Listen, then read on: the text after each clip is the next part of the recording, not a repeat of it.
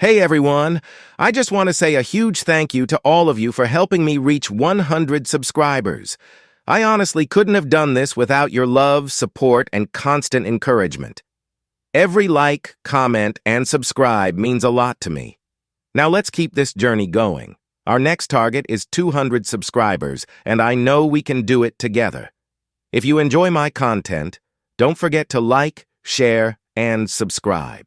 Let's grow as a family. Thank you once again. When Luffy vanishes inside ancient ruins, the Straw Hats are pulled into a terrifying journey through his past. Trapped within Luffy's memories, the crew witnesses moments of brotherhood with Ace and Sabo, childhood pain, and scars Luffy never shared. As past and present blur, the Straw Hats must confront truths that were never meant for them to see, learning what truly shaped their captain. To escape, they must not only find Luffy, but also come to terms with the weight of the memories he carried alone. Disclaimer: this story do not belong to me. The author is Warm Memories and Brotherly Bonds by RoseDragonWitch. Respect to author. Chapter 49, Chaos Comes Calling. Chapter 48, Chaos Comes Calling. Luffy, Nami said softly as she shook her head. When we finally get you back, I'm gonna kill you. She said that last part so loudly that she made several of the others jump back from her in fright, but she didn't care. She stood there, breathing hard, her eyes shadowed over as she played everything that they had just seen in her mind's eye. How? She croaked out, how could he do something like that to us? Nami, Usopp asked timidly, making sure that he stood far enough back so that if she lost it completely, she wouldn't attack him. How? She asked again, and that was when he noticed that she was crying a little. Tears gently falling from her eyes onto the ground. What was he thinking doing something so stupid? What was he doing when he made a deal like that? Her hands curled up tightly into fists as she yelled, what kind of idiot gives up 10 years of their life and not tell us? But he had no choice. Frankie tried to reason. You saw how bad a shape he was in. He shouldn't have fought that poisonous freak to begin with. Chopper cried out, on Nami's side here. He unable to get those terrible images of Luffy strapped to that table, the blood that poured out of his body, his screams of pain still rung in his ears and he couldn't help but start crying all over again. He wasn't the only one though. Brook, Usopp, and Zoro looked like they were agreeing as well. Zoro was looking more angry than sad however, as if he too wanted to kill Luffy for keeping something like this a secret from them for so long. But then his hand, that was clenching his sword so tightly a moment ago, suddenly slacked and became almost limp. He was the last person to be talking about hiding your own suffering from the rest of the crew. In his mind's eye he saw Kuma standing before him, setting the terms for agreeing to let Luffy and the rest of the crew live, by taking in Luffy's suffering. Brook was uncharacteristically quiet, tears silently falling from his eye sockets as he stared at Luffy breathing hard, as everyone else in the memory stared at him in shock. Brook honestly didn't know what to think here. On one hand he was relieved that Luffy had survived such an ordeal, but seeing what he had to go through on his own, he just couldn't help but feel as though his non-existent heart has been torn in half. I'm not any happier than you are here, Brook said softly. But Luffy-san is alive and I am truly grateful for that. They looked at him, trying to remember that they should all just count their blessings that Luffy did make it out alive. But the realization that Luffy had suffered through all that pain, had to give up 10 years of his life, all to save his brother. That was something they couldn't forget and had planned to talk that over with Luffy as soon as they left this horrible place. But just then the large group of people who had been helping to feed Luffy had all screamed out, he absorbed all that energy. You're unbelievable. Another screamed out, you ain't human, there's no way you could have survived Magellan's poisons. He beat the poisoning in only 20 hours. He was in pain like that for 20 hours. Chopper screamed, pulling at his face as he thought that through. He couldn't imagine anyone having to suffer like that for so long. Well, you can't deny that he didn't deserve to live after all that, Frankie gulped down. If that had been him, he'd probably have lost his mind and killed himself. It's an unbelievable miracle. Some whispered in awe. A miracle, they heard Ivankov said. This is more than a miracle. But why are they freaking out? Usopp asked, wanting to know why they were so surprised that Luffy lived at all. Ivankov did say that it was supposed to last 2 days, Robin stated. She knew better than anyone that Luffy's strength was exceeded by his enormous willpower. Like when he took in those 100 shadows without passing out back at Thrill Bark. But it hasn't been even 1 day yet. That he still lives is a miracle, especially given the percentage he had of pulling through it all. Though Ivankov did give him the chance, Luffy survived his critical condition through his sheer willpower. And not only that, but he made a recovery in 20 hours, less than half the time needed normally for that treatment. It really was a miracle. We get that a lot, Zoro smirked a little. Who are these guys anyway? Frankie suddenly asked as the guys all dressed like drag queens ran forward and began to lift Luffy up in the air, tossing him up and down like a conquering hero. Where'd they all come from? And, where are we, come to think of it?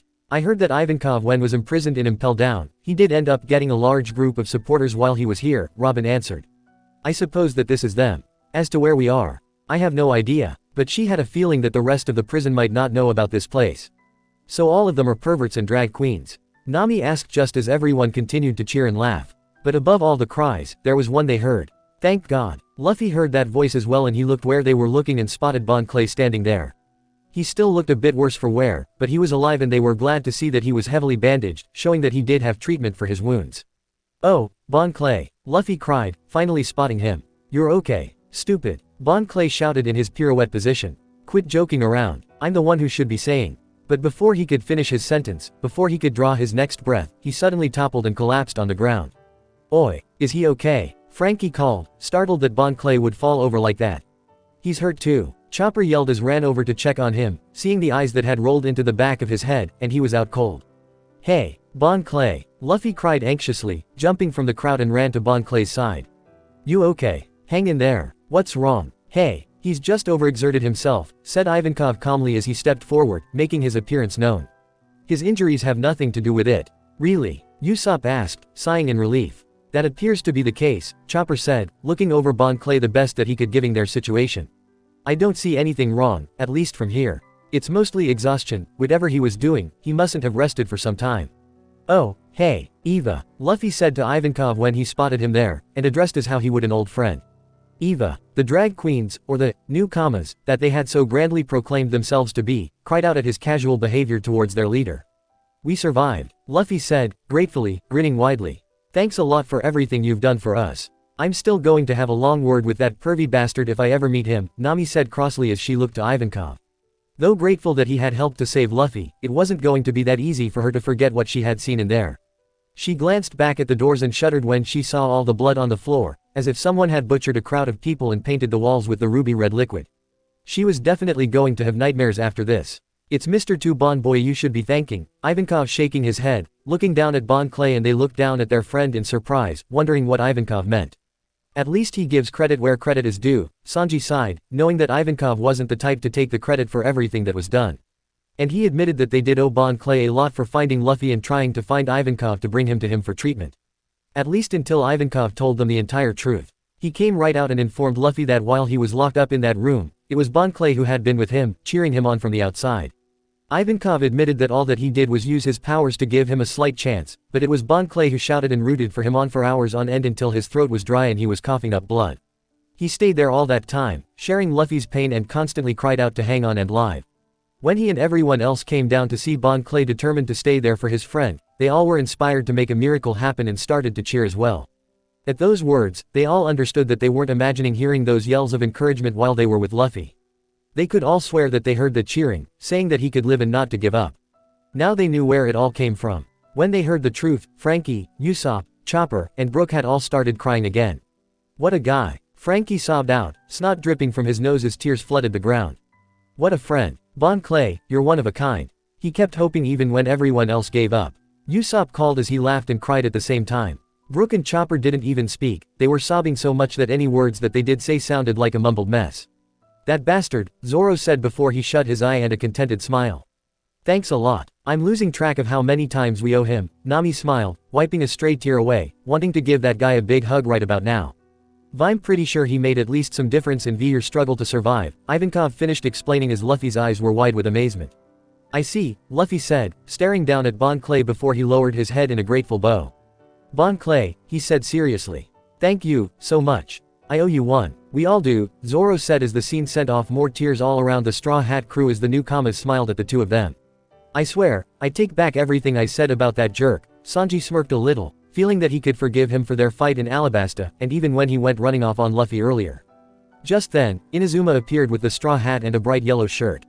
Here are your hat and some new clothes, he said as Luffy raised his head to see him there. You've survived, but that's all. You won't make a full recovery unless you rest for a few more days. He's right, Chopper said, sniffling a little looking at Luffy's beaten body. He was poisoned to the brink of death and had to go through a really long and painful healing process. He shouldn't even be moving right now. It's nothing serious is it? Usopp asked at once in worry, stopping the tears long enough to look at him. I mean, Luffy's gonna be alright, right? He's alive, Chopper confirmed, and he's made it through the worst of it. But Inazuma's right, he should be bedridden for at least a couple days if he's going to completely recover. It's not good for him to be up like this so much. And you expect him to be resting in some sickbed right now? Sanji asked bitterly, his smile fading as the matter at hand returned to them and Luffy was already getting up to his feet. I don't have time for that, he said as he took the clothes and began to put them on. I have wasted too much time already. You were dying. That's hardly wasting time, Luffy. Usopp yelled out, angry that Luffy would brush this whole thing off like nothing happened. Sorry, but can you guys take care of Bon Clay? Luffy went on, I'll come back for him later but he couldn't seem to stay on his feet as he stumbled a little and fell onto his side on the floor. I knew it, he's still too weak, Chopper said angrily. But he doesn't have any more time. Brook pointed out, 20 hours have already gone by and they could be taking Ace right now. Yeah, I know that. Chopper yelled back, but Luffy isn't in any shape to be risking himself like this. Look, he can't even stand up. How's he supposed to get down to Ace like that? No one had a comeback for that as the newcomers were trying to get Luffy to listen to reason as well. Luffy, naturally, ignored them all as he reached into the rim of his hat and pulled out Ace's Vivre card. It was no smaller than the last time they saw it, but no bigger either, yet they did see that it was still pointing downwards. That proved one thing, they hadn't moved Ace just yet, so there was still some time if they hurried. The Vivre card's still pointing down, said Luffy seriously. Ace, he's somewhere below us. He should be here. But at those words, he suddenly looked around and asked, come to think of it, where are we? That's what I want to know, Nami said as the newcomers were wondering what that piece of paper was. Isn't that a Vivre card? Ivankov asked, looking at it in interest before he informed him that they were in the space between levels 5 and 6. Between? Zoro asked, wondering what they were talking about. I thought that there was something strange about this place, Robin said, looking at how everyone was dressed and all the food that was here. If I had to guess, I'd say they dug this place and have been hiding here. So there is a safe place here in hell? Nami asked in amazement, her eyes wide at the thought of how anyone could dig such a place out. Now that Vyoa recovered, we suppose that you don't care about anything but saving your brother, right? Ivankov went on, well, it's none of VMY business what you do with your life. Jerk, you think that you could be a little more helpful? Sanji yelled, remembering why he hated this guy. Eva, Luffy said, putting the Vivre card away. Aren't you gonna escape? I mean, Bon Clay came down here to save your ass, you know. Mind telling me where Ace is while you're leaving? As rude as always, Nami sighed, shaking her head. But she had to admit, she was curious as to why Ivankov was still here. It looked like he was actually enjoying himself being inside this dark prison. The newcomers were angry that he was speaking to their Lord Eva so rudely, yet Ivankov didn't seem to mind, rather he looked rather impressed that Bon Clay came here because he wanted to save him. What are VU saying? Ivankov questioned. Bon Boy came here to save VME. So that's how it is. Well, isn't that cute? It's the thought that counts, guess. So, what's the deal? Chopper asked in bafflement. He doesn't want to be saved. He sure doesn't seem concerned about it, Zoro said with a frown. He's waiting, Robin said knowingly, and they looked at her. They have the potential to break out whenever they want. At least what's what I'm gathering here, but even if they are, who knows what can happen to them. Patience is a virtue after all. They are waiting until they are sure the time is right. Waiting for what? Nami asked, but she had her answer at once, for Ivankov was explaining their reason for sticking around. He told them that he understood the balance of power in the world, especially now with the Marines and the Whitebeard pirates were trying to shift the world in their favor. Yo, quick pause, smash that like button, hit subscribe if you're new here, share this video, and tell me in the comments which part you're loving the most. But he stated that his comrade Dragon had yet to make his move, and because of that, the time wasn't right. Well, he's in for a shock when he finds out who Luffy's dad is, Zoro said lightly. And sure enough. Oh, Luffy said casually, you mean my dad? He came right out and said it, Usopp sighed. Well, no much point anymore, since the whole world now knew the truth. How can he keep his mouth shut about some things, but then blurt out important secrets like that to just some random people? Nami asked, rubbing her head in slight irritation. That's right, Ivankov replied, and the information that he was talking to the son of one of his comrades clearly hadn't sunk in yet. As soon as your dad rallies his troops and make his move, V will once again return to the surface and throw V myself into the flow of the world. Even if V tried to escape now, V would merely end up being hunted down. When's he gonna realize what Luffy just said? Chopper asked in confusion. Wait for it, Robin smiled as Ivankov suddenly blinked a few times as it slowly registered what he had just heard. VUDDD dad. He shrieked out. Did he say dad? The newcomers screamed out in shock. Boy, are these guys slow or what? Usopp asked. Even when he first heard, he clearly got that much through right away. To be fair, you don't expect someone like Dragon to have any children, Robin chuckled. She heard the rumors after she joined up with them, how many of the revolutionaries were shocked to find out that their infamous leader was, in fact, human. But apparently, it was a relief to know that Dragon was, at least that's the impression she got. You know, after seeing that memory of Loungetown, and that display of the power he had, I can understand, Nami said, shivering slightly as she thought of that great wind. Was that power hockey? Or even a devil fruit? Or was it something else even? She hadn't even seen Dragon's face, but he was the most intimidating person she could think of. Just what was the deal with Luffy's bloodline? Ivankov was so shocked by what he just found out that he jumped back so suddenly that he ended up crashing right into the wall behind him. Dragon is, he questioned, sliding from the crater in the wall he made, your dad. He then fell forward onto his giant face on the floor. Drama drag queens, Sanji sighed, rolling his eyes. Yes, they sure did have a flair for the dramatics, they seemed to make a big deal out of everything. Everyone in the memory froze where they stood, staring at Luffy as if he suddenly grew an extra head or something. Luffy, however, was just looking around curiously at them, as if wondering what the big deal was. You've got to be kidding me. Ivankov exclaimed, eyes budging out. You're Dragon's son. He has a son. That was pretty much our reactions, Frank nodded, thinking back to the shock of hearing that news. Hell, even old Lady Kokoro was shocked to hear. And it takes a lot to stun that old girl. Oh, I wasn't supposed to tell anyone, Luffy commented as he stood up. You idiot, Sanji said, not sure if he should laugh or not anymore. Well, whatever, Luffy said firmly. Gramps told me, I don't really know him myself. To be honest, I don't even know what he looks like. Ivankov's jaw fell open as he stared at him, as if putting two and two together. He then asked, where's your hometown? The East Blue, Luffy answered, and they were all surprised to see Ivankov gasp, as if that confirmed it all for him. What does that have to do with anything? Nami asked in confusion. I mean, a lot of people are from the East Blue. I don't know, Zoro said seriously. None of us ever met Dragon. Robin didn't say anything to that as she looked over at them. She had only met Dragon a few times over the last 2 years, but on those few occasions that she did meet him, she did notice that he had a habit of standing in the wind, looking lost in thought. She fought a smile. If she didn't know better, she would have had a hard time seeing the family resemblance, yet at the same time when she found out who Luffy's father was, it only surprised her a little. Why was that? Inazuma, Ivankov suddenly ordered, causing them all to jump a little. Go and find out when Ace Boy is being taken to his execution. Yes, sir, said Inazuma. So he's going to help him out? Brook asked in surprise. If he really is Dragon's friend, then he feels it is a duty to protect his friend's son, Sanji answered. Not just that, Robin frowned. For the longest time, we thought that Luffy and Ace were blood brothers, right? So he probably thinks that Ace's father is Dragon too, Usopp said in understanding. Most likely, Robin said calmly. I don't know which a bigger shock was though, Usopp said, finding out that Luffy's old man is Dragon, or Ace's is the Pirate King himself. I'm more surprised Luffy did blab about that last part to the rest of us after all the time we spent with him, Nami shrugged. But that wasn't important now as Ivankov walked forward, looking lost in thought. You know as well as the rest of us how much that Ace hated the fact that he was the son of Roger, Robin reminded her softly.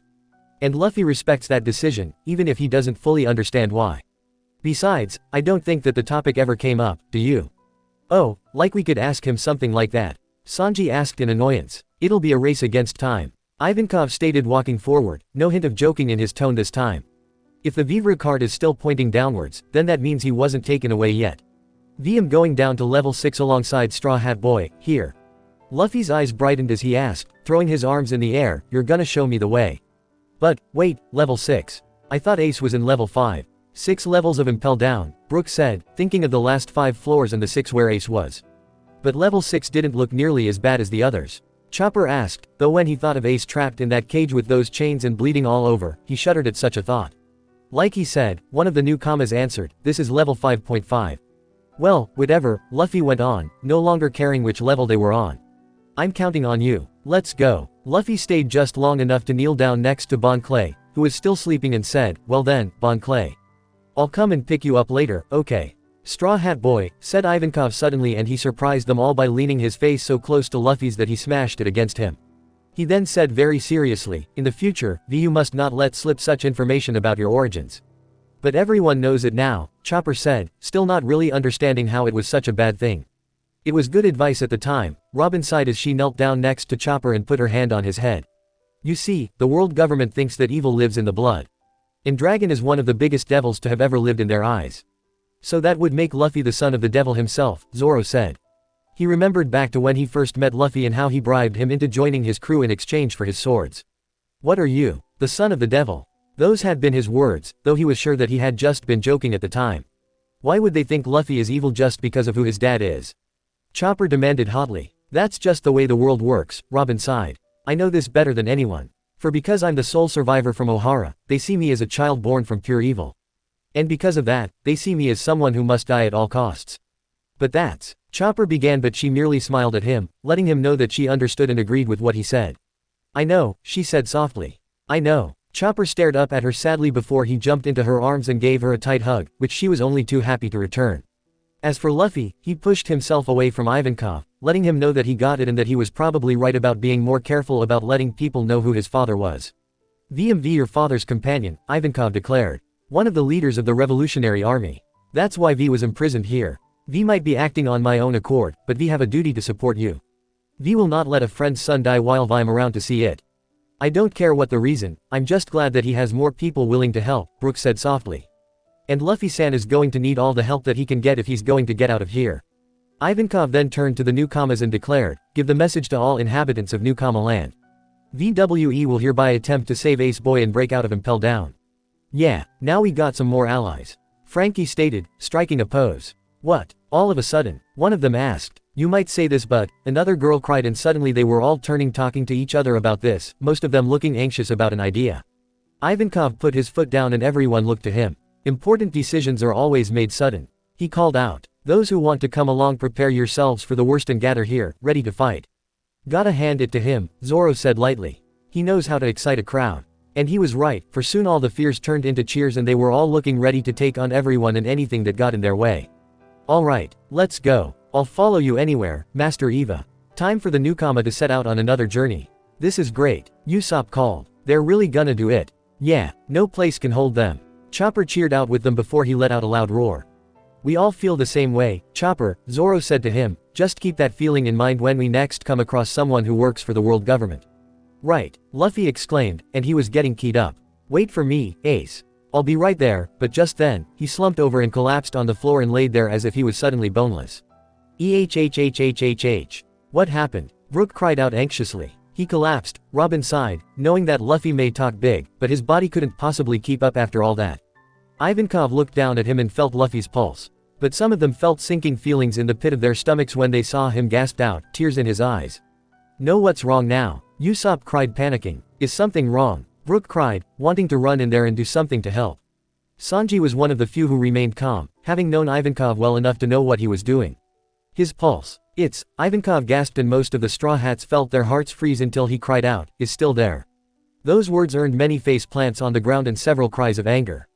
"That jerk," Nami yelled out furiously, "making us worry for nothing." "Bastard," Sanji said, shaking his head, knowing that Bastard loved that sick game of his. Still, Ivankov went on, the teasing tone leaving slightly as a more serious expression took over. "He's lost several years of his life in exchange for VMY treatment. See," Chopper said firmly, "if he doesn't rest, he could end up making himself really, really sick." "Fine, go ahead and stop him," Zoro said darkly, and Chopper glared harshly at him, but didn't contradict him since he knew that there was nothing he could do. But the Ivankov picked Luffy up by an arm and held him up so that he looked like a rag doll. "You can't see it, but his body is exhausted," he stated. "Oh, no, I see it very well, despite the fact I have no eyes," Brook said firmly, wishing that Luffy could rest just a little while before he went running back into this mess. "Wait, you mean he went running straight off to Marineford in this shape?" Usopp yelled anxiously. "But how?" However, before he could get the question out of his mouth, Ivankov's fingers turned into syringes once again and he stabbed them right into Luffy's side like he had done before. "What's he doing now?" Nami yelled as Luffy let out a startled yelp of pain before Ivankov dropped him. Luffy landed on his feet for just a moment before he fell to his hands and knees, his body shaking uncontrollably. For one horrible moment, they were thinking that Ivankov gave him another round of those healing hormones. But Ivankov explained what it was this time. "That was adrenaline," he stated. "Vi will be able to ignore your fatigue for one day." "What? He can't do that, can't he?" Usopp asked, looking at the others. "I don't see why he would be lying," Zoro said, thinking that if he can give someone hormones that can heal them, why not be able to give them something like this? "No," Chopper cried out, knowing the risks involved in that. "He can't." "What's wrong, Chopper-san?" Brook asked worriedly, but at that moment, Luffy slowly pushed himself up as his body continued to shake and his eyes began to glow a bright red color. Ivankov finished explaining. Vi will suffer some major aftereffects in exchange for it, but I'm guessing Vi you don't mind. No sooner did he finish did Luffy rear his head back and let out a roar like a wild animal, sounding like he couldn't hold back the urge to fight any longer and the memory darkened. How could he do something like that? Chopper demanded frantically, breathing hard and wanting to beat both Luffy and Ivankov for doing that. What's wrong? Zoro asked. It sounds like it's really doing Luffy a favor there. No it's not. Chopper snapped back. It's like when you've been seriously hurt in a fight, but is able to still fight without feeling the pain. He's pumping so much adrenaline that he doesn't feel anything. But that doesn't mean that he's alright. Giving someone adrenaline like that should only be used in a case of life or death. Luffy's body hasn't recovered at all. His body is just tricked into thinking that he's fine. He could make his injuries so much worse by doing that. And you heard what Ivankov said. There's supposed to be some serious aftereffects here. Who knows what his powers are gonna do? Whether we like it or not, it's history, Sanji said dully as he lit up another cigarette. Besides, it's either this, or have him drag his wounded body all across this damn prison. I know I'm starting to repeat myself here, but what other choice was there? They were starting to repeat themselves and they hated that almost as much as not being able to help to begin with. It was like having it all shoved right in their faces at how useless that they were. Thankfully, the memory soon came back to them and they were out of their dark thoughts, but it wasn't any better for they saw that they were still somewhere on level 5, surrounded by all the snow and ice. Oh, this is just great, Sanji said, looking around. I don't know about you all, but I've had enough of this place. It's not just you, Usopp said, shivering as he looked at the snow. Looking at this floor, you'd never guess that there were 2 floors that were unbearably hot just above their heads. But behind them they heard a familiar yell coming from right behind them and they turned to see Luffy running at full speed with Inazuma and Ivankov running to keep up. Luffy kept up the loud battle cries as he ran circles around them, looking like he was barely able to keep himself under control. Oh wow, he yelled at the top of his lungs. I'm overflowing with energy. Wow, Frankie whistled. I know you said that it wasn't a good idea to take that stuff, Chopper, but I really want to try some of that. From the way that Luffy was acting, he looked ready to keep running till the end of the world. No, Chopper said seriously as they started to run, having really have to speed up just to keep pace with an out-of-control Luffy. If a person is in a critical state, it can be used to help keep them alive, but to force their bodies to push themselves. Look, there's no way that Eva's gonna let Luffy get himself killed, right? Nami asked firmly. He said so himself that he's gonna do everything he can to keep Luffy alive. So, I'm sure that he knows what he's doing. At least I hope he does. Chopper still looked upset, but nodded, knowing that this really was Luffy's best option. Let us hurry, said Inazuma, and they were surprised to see that he was still carrying the glass of wine. Even the slightest delay could change the outcome of our actions. No one is watching us here, Ivankov exclaimed. So long as V-Way don't waste time sneaking around, V will get there very fast. Keep moving as fast as V you can. What, you mean there's no transponder snails or anything here? Sanji asked in surprise as he looked around. Transponder snails can't survive in the cold, Robin answered. They're so concerned with making their prisoners torture their top priority they're depriving themselves of important security. What idiots, Usopp panted tiredly. But it does work out for them, doesn't it? Right now they think that Luffy's dead, Nami said, trying not to think of that horrible thought, and if no one but the prisoners are watching them, they shouldn't have any problems until they reach the next floor. Yeah, I highly doubt that the lowest level of this place isn't gonna be without security, Zoro muttered. That does give them the element of surprise. But Luffy still didn't make it in time, though, Brook pointed out. Yeah, Usopp said, gritting his teeth as he thought about how crushed Luffy was when he arrived at Ace's cell, only to see that his brother wasn't there. It hurt too much to think about it, all that Luffy went through, all the pain and struggle, and it wasn't enough to get him down here in time. Damn it, was it too much to ask that they could have kept Ace waiting in his cell for just a few more minutes? As his thoughts racked his conscience with guilt, they suddenly realized that they weren't alone anymore. The wolf pack who attacked Luffy and Bon Clay before were back and looked hungrier than ever. Ah, the wolves are back, Chopper screamed out, fear taking over, but there was nothing to worry about.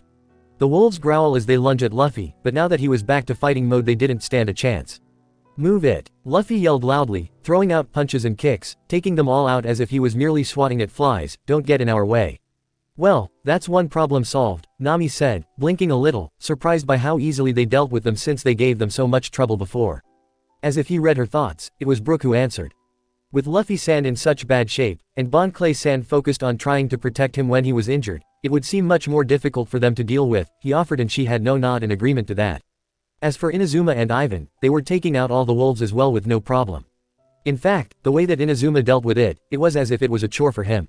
Without spilling a single drop from his glass, he merely kicked a wolf behind him as if a ball, while Ivankov merely winked his eye and somehow created a blast of air pressure that sent the mongrels flying. Amazing. Chopper and Usopp cried, their eyes shining. All that guy has to do is wink to take them out. Frankie asked, looking with a little sweat drop hanging from his head. Wow, imagine what would happen if he ended up getting something stuck in his eye. He'd take out everyone in the room. He then laughed at that as Sanji had to fight the recoil at all the painful memories of getting hit with that stupid attack. They kept running until they spotted a large wooden doorway, knowing that had to be the way down to level 6. Inazuma was the first one there, with Ivankov ordering him to hurry up and open it. Inazuma had his back to them as he worked with the lock for a moment. By the time that they reached him, however, he had already got it open and forced the half-frozen hinges to move. How'd he get the keys? Usopp asked in surprise, not seeing anything else that Inazuma was carrying. Sanji wondered if he should tell them about Inazuma's powers, but then thought better of it. It was bad enough having told them that he met those two over the last 2 years. Besides, he was sure that they were sure to find out sooner or later what that jackass could do. There will be surveillance cameras past this point, Inazuma yelled as they ran ahead, leading to a set of stairs that led further down.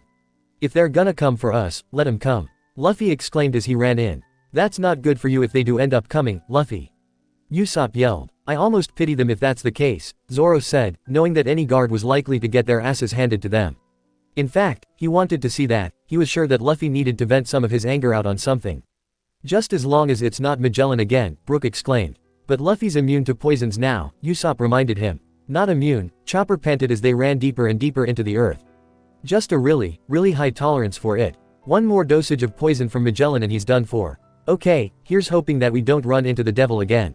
Frankie called out as the rest of them felt fear squirm inside them.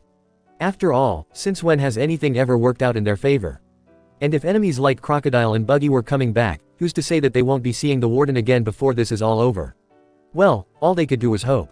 Make it, Luffy chanted as they continued to run down the stairs, leaving behind all the cold and steadily warming up as they ran farther from the freezer. We have to make it. We have to. I really wish he wouldn't say that, Chopper croaked out as he tried to hold back a sob. It's only making it worse. And he was so close to it too. Frankie said angrily, wondering just why fate was being so cruel to these two.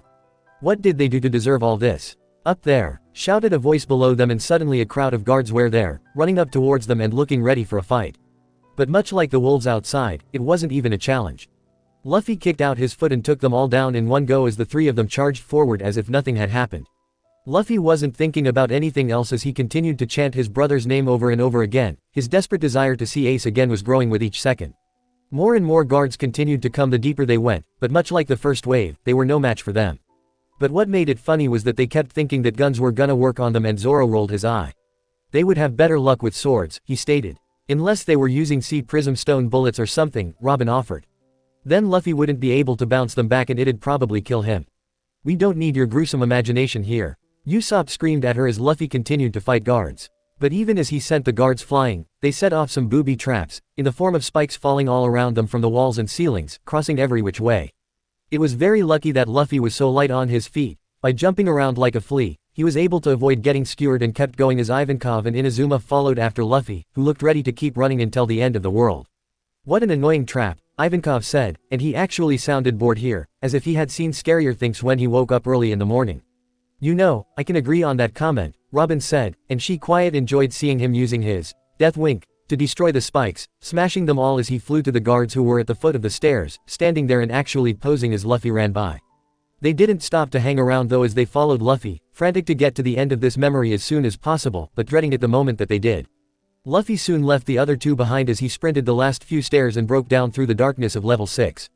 They were all prepared to see this floor since they've seen it a couple times before, but this never-ending world of obscurity and bars never failed to send shivers down their spines. They ran down the spiral staircase, at long last arriving with Luffy to where his brother was, or had been.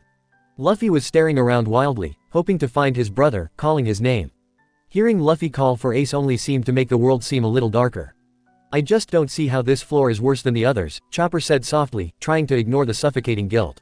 This is where the worst of the worst is kept, Robin said softly, this is like death row for these inmates. Destined to remain trapped in the darkness forever, so deep beneath the ocean. That no light can ever hope to find them again, Brook said softly, thinking of the pain of being trapped in the sea of fog for all those decades and knew that pain only all too well. These government people were truly cruel indeed to come up with such a torture. Inazuma and Ivankov both joined Luffy about a minute later, with Eva carrying a struggling guard over his shoulder. Why'd they bring him? Frankie asked in surprise. Well, he'd be more helpful than running around this floor looking for the right cell, Nami sighed sadly. So this is level 6, Inazuma said interestedly as Ivankov glanced around. This is the place where the most legendary criminals are held, eternal hell, he informed them all, and the way that he said it made them all shiver. It was as if you died in this place, then not even your soul would be free, you would forever remain trapped here. Where are you, Ace? Luffy yelled out. I'm here to save you. Ace, where are you, Ace? Just shouting into the void won't get you anywhere, Ivankov informed him as he held up the guard by the scruff of his neck. Would you be so kind to tell us? He asked politely, the place where he's kept. Never. The guard shot back stubbornly. I bet I'd make him talk, Zoro threatened, knowing that he'd make sure the guy told them one way or another. Oh, what a dilemma, Ivan sighed dramatically as he dropped him to the floor like a sack of flour.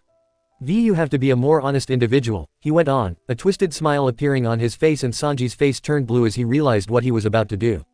The guard was moving back, fear on his face as he stuttered out, what are you gonna do? Yeah, I'm kinda wondering that too, Usopp whispered, wondering just what else that Ivankov could do. But he was almost sorry he wondered that for when Ivankov stabbed the guard with his fingers as they turned into needles again. The guard let out a cry of shock and pain as his body began to thrash around, but their jaws dropped when they saw what was happening.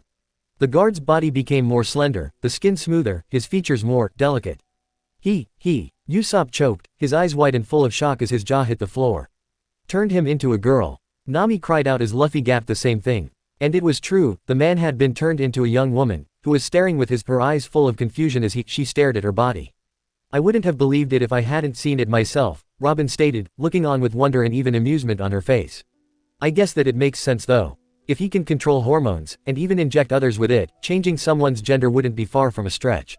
I don't know what to say to that, Frankie said, wondering what that would be like to suddenly turn into a woman.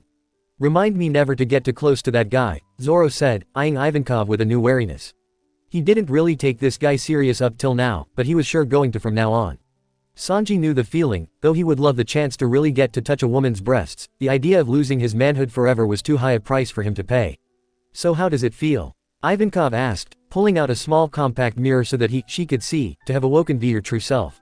The guard stared at the reflection, a slight blushing coming to her cheeks, unable to believe what she was seeing.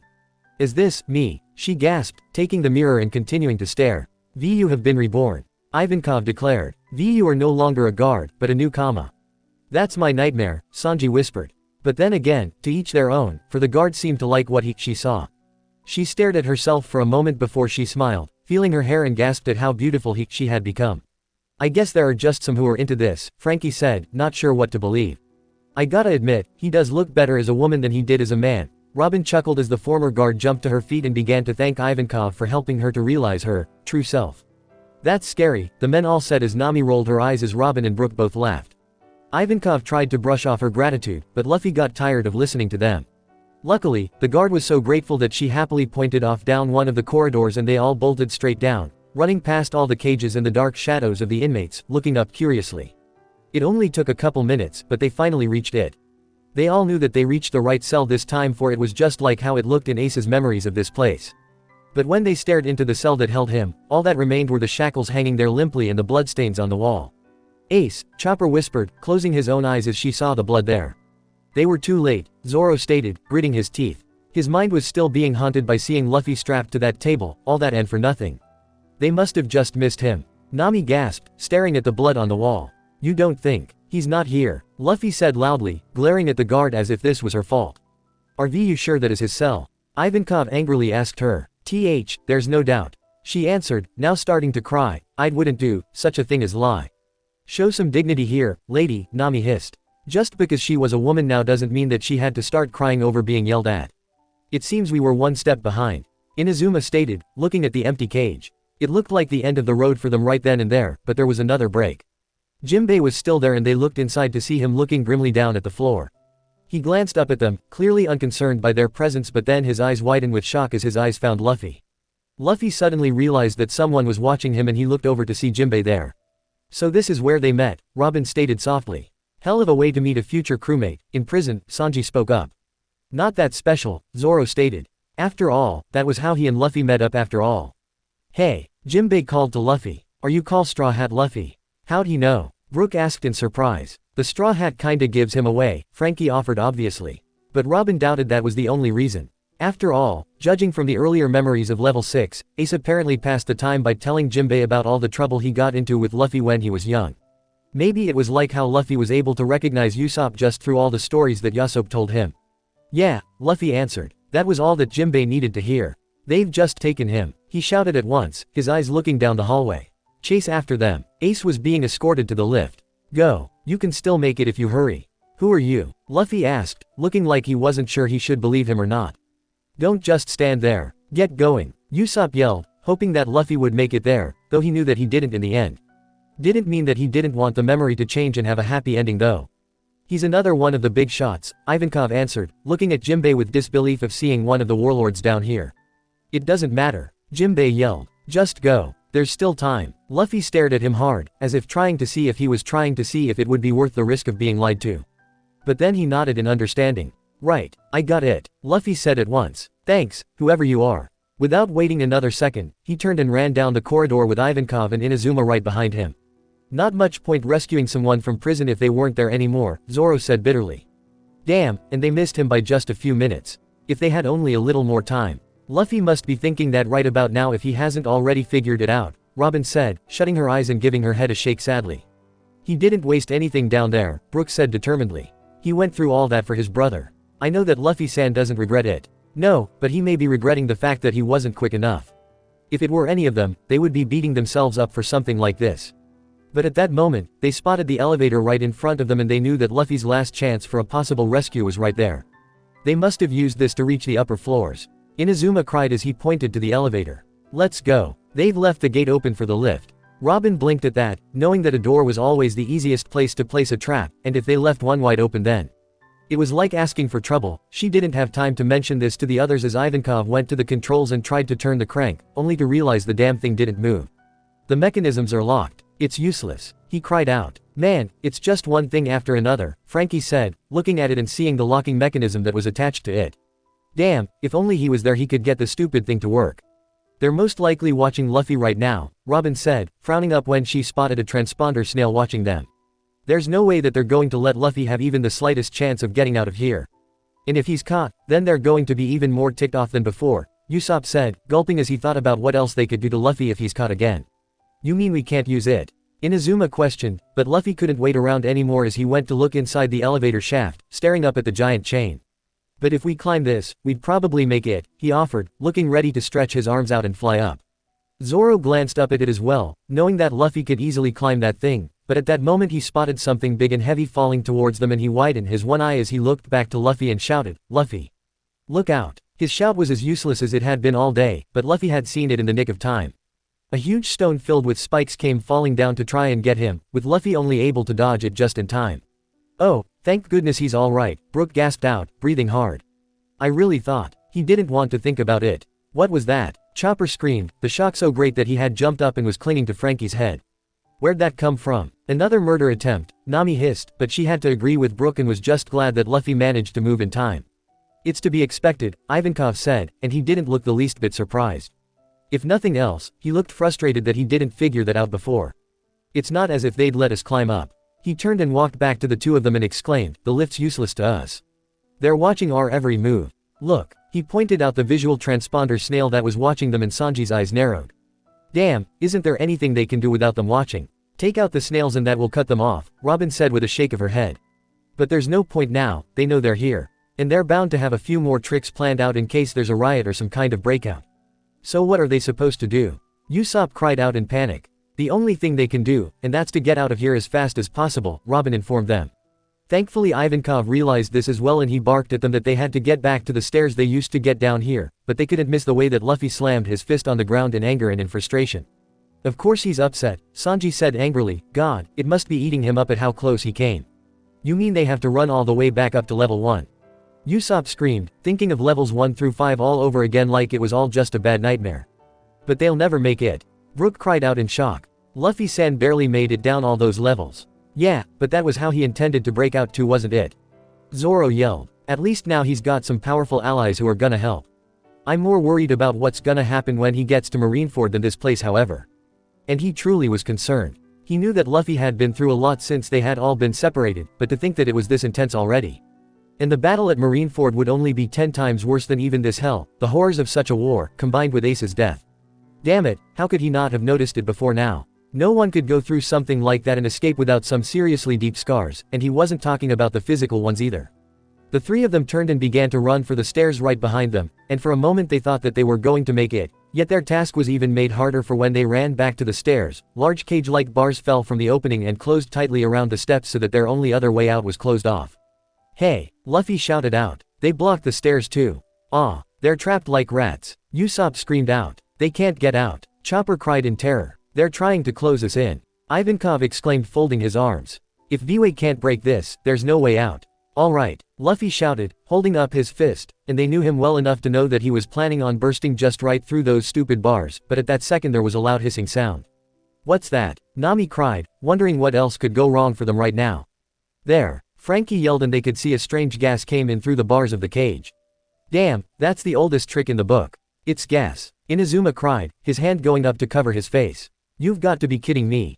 Usopp cried out, his eyes widening as he remembered that horrible spider that Magellan was able to create with his poisonous breath. "Is Magellan doing this too?" "I don't think so," Robin called out as the prisoners around them were starting to freak out at the thought of more poison and began to shout at them not to make them all suffer because of their stupidity. "Silence, VU level 6ers. Shouted Ivankov. "You can come up with better insults than that." Frankie yelled. "Shut up, we've got more important things to worry about here." Nami cried out, not liking the desperate look on Luffy's face. And she was right to worry, for Luffy let out a loud shout, "I don't care if it's poison or not." And he charged towards the stairs anyway with a great roar. "You may not care, but we do, Luffy." Chopper screamed, changing to his heavy point before reaching out to try and restrain him, however his hand merely going right through his arm. Did he already forget how deadly that stuff is? Brook cried, unable to believe that anyone could forget that kind of pain so quickly. "He knows. He just doesn't care," Zoro shouted, knowing Luffy well enough to have already guessed that he'd do something like this. "That dummy, he's gonna get killed." Usopp yelled, but then the memory darkened around them as Luffy fell, face first to the floor, and didn't move. Seeing that, along with the idea of this all being poison, Usopp finally lost it. "No, I knew it. He's dead. He got himself killed. EHHHHHH. Luffy San's dead." Brook panicked. No, it can't be." Chopper sobbed out. "You're right. It can't be because he's not dead." Sanji shouted, all this screaming and yelling really starting to give them all headaches. "He was snoring," Robin said as the memory almost blacked out completely, "and though I know that Luffy isn't completely immune to poison, it can't kill someone that fast even given his current condition. Which means, it appears to be sleeping gas," said Inazuma, voicing Robin's unfinished explanation.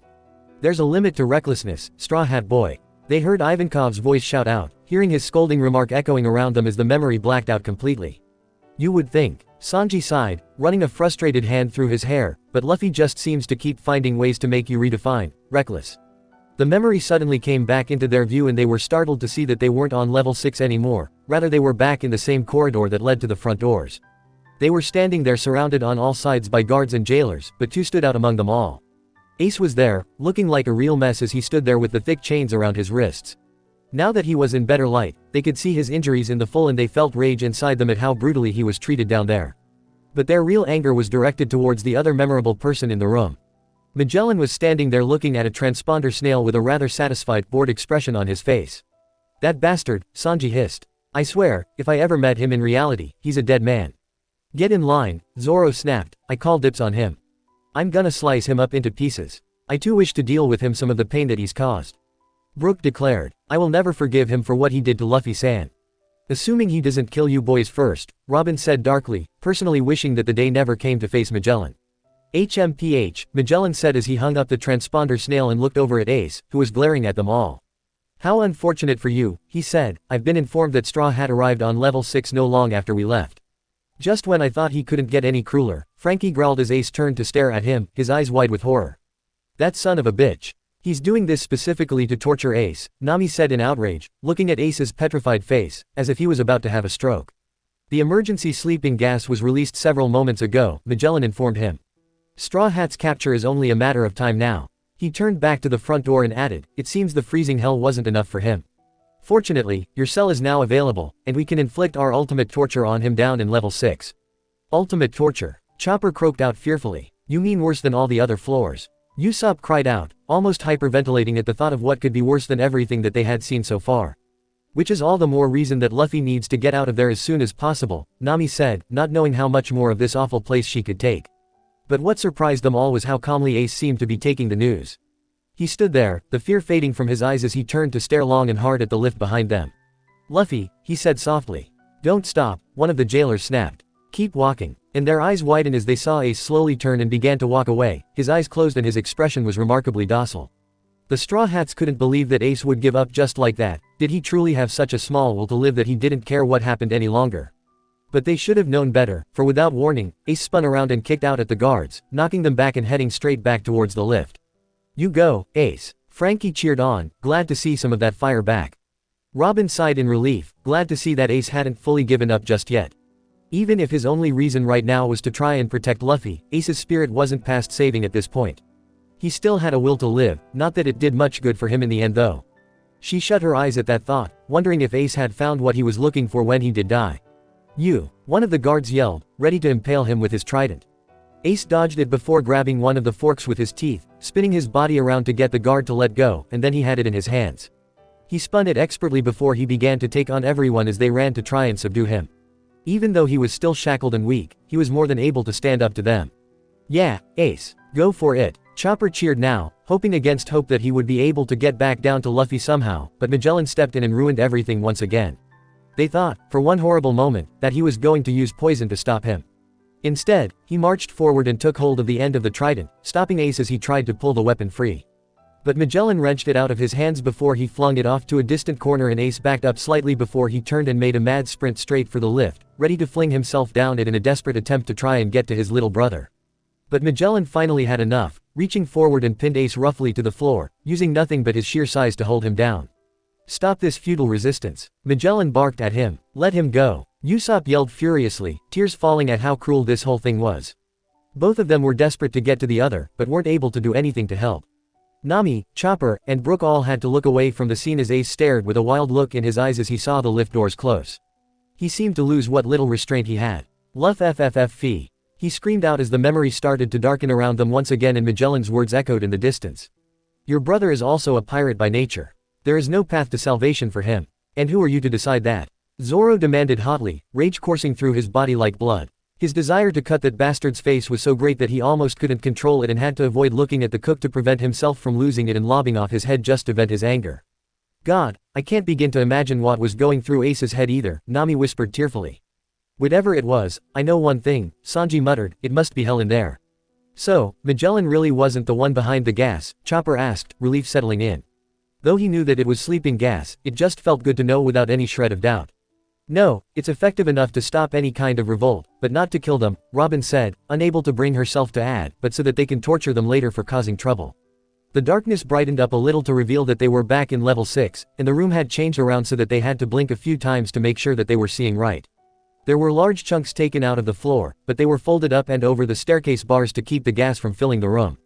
But what got their attention was Inazuma standing there, with his hands.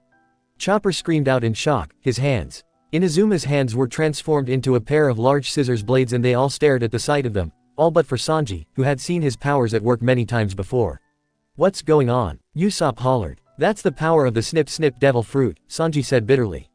"Anything cut up by those scissors is like paper. I guess he's the one who folded up those stone sheets over the stairs." "And shutting out the gas," Robin said with a smile. "Now that sounds like a handy ability." At the explanation, Usopp and Chopper's shock turned to amazement. "So cool." They both cried, stars in their eyes. And it was only more so when they saw his hands shift back to normal, and still holding up his glass of wine. "Where'd he stash that?" Zoro asked. Now he loved a drink as much as the next guy, but why carry around a glass of the stuff around like that? Ivankov chuckled a little at the stunned looks on some of the inmates' faces as he explained Inazuma's powers and what he could do. But now that the gas was sealed off, Luffy was trying to pull himself out from his sleep, rubbing his eyes and pushing himself up. But the effects of the gas, as well as his own exhaustion, made him fall back to the floor and the memory dimmed. "Don't sleep." Ivankov yelled at him. "No, please don't," Nami begged.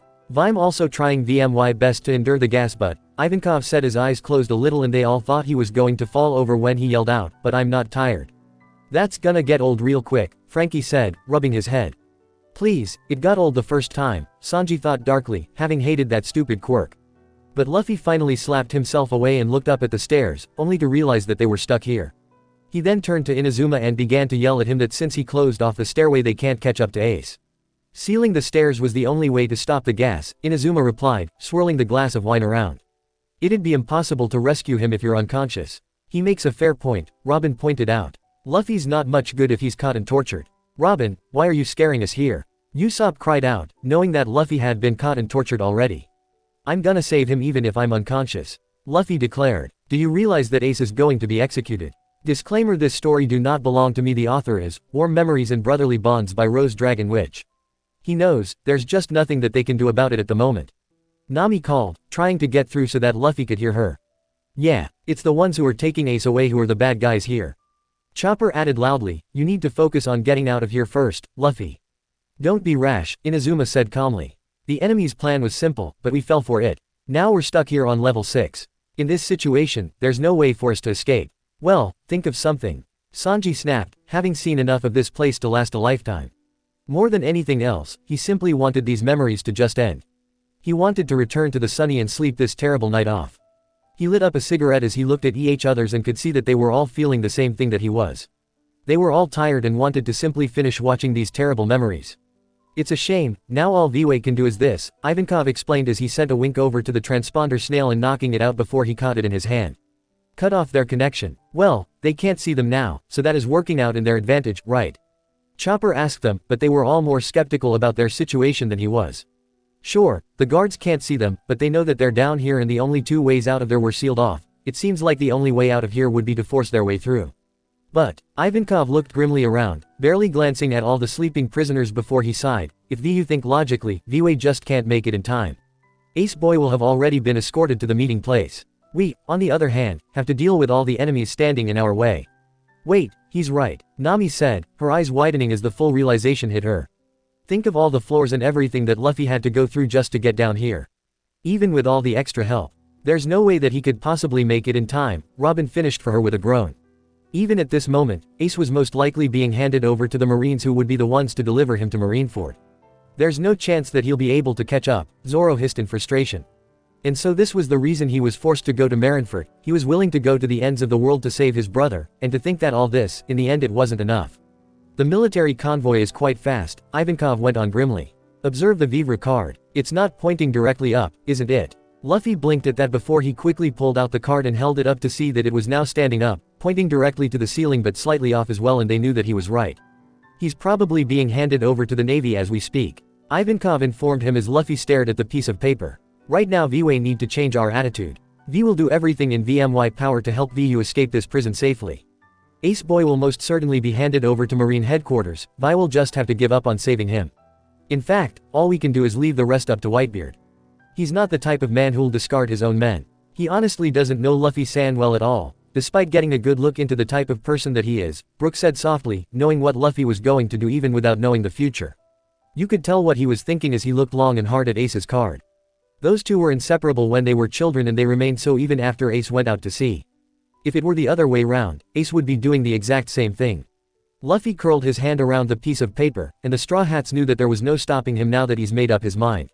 I'm going too, he stated. What? Ivankov questioned, as if sure that he heard wrong. I'm going to Marine headquarters. Luffy said loudly, a look of determination and seriousness in his eyes that they knew all too well. Luffy was going to Marineford for one last chance. He was going to save Ace, or die trying. Ivankov stared at him before bellowing out, losing what little cool he had left, "Rvyo stupid." Yes, Zoro couldn't stop himself from commenting. But that's also the reason he's our captain. This is a battle between the world's greatest powers. Ivankov went on shouting at Luffy, though he might as well be yelling at the wall for all the good that it did to get through to him. What can VU do if you go there? Do you even realize Whitebeard's true strength? Do you realize the true strength of the Navy's admirals or the vice admirals, and warlords? Did VU forget that VU fought Magellan one-on-one and almost died? How many lives do you think you have to spare? Luffy had already fought warlords and admirals, they knew the full strength that they could have, and here they were talking about him facing them all at the same time. He was going somewhere where it was almost guaranteed that he was going to die. Luffy knew all this but simply did not care what happened so long as he could save his brother. Ever since they were children, it had always been Ace or Sabo running to his rescue, but Luffy didn't want to be protected anymore, he wanted to be the strong brother just this once and be there for Ace. They knew this from the seriousness in Luffy's face that didn't look right on him. Eva slowly calmed down as he also stared at that expression. What is it? He asked. If I give up, now, Luffy said seriously, true force behind his words, then I'll regret it forever. The resolute in his words seemed to strike a chord with them all. Though none of them said a word, they were all thinking about the two brothers sitting up on that cliff and watching the sea after they heard about Sabo. Ace's words rung in their ears at how they were going to live the rest of their lives without regret. That was what Sabo would have wanted. And hearing the words from Luffy's mouth seemed to give them all a fire in their bellies, a longing to have raced off to Marineford and fought alongside their captain to save Ace. That was when Ivankov did something strange, stranger than normal anyway. He took a sharp intake of breath and stepped away from Luffy. It was as if he could feel the strength of his resolve, staring at him as if he was seeing some kind of ghost. Only Robin smiled. She knew the reason. She looked at Luffy and for a brief moment she could have sworn that it was Dragon that she was looking at.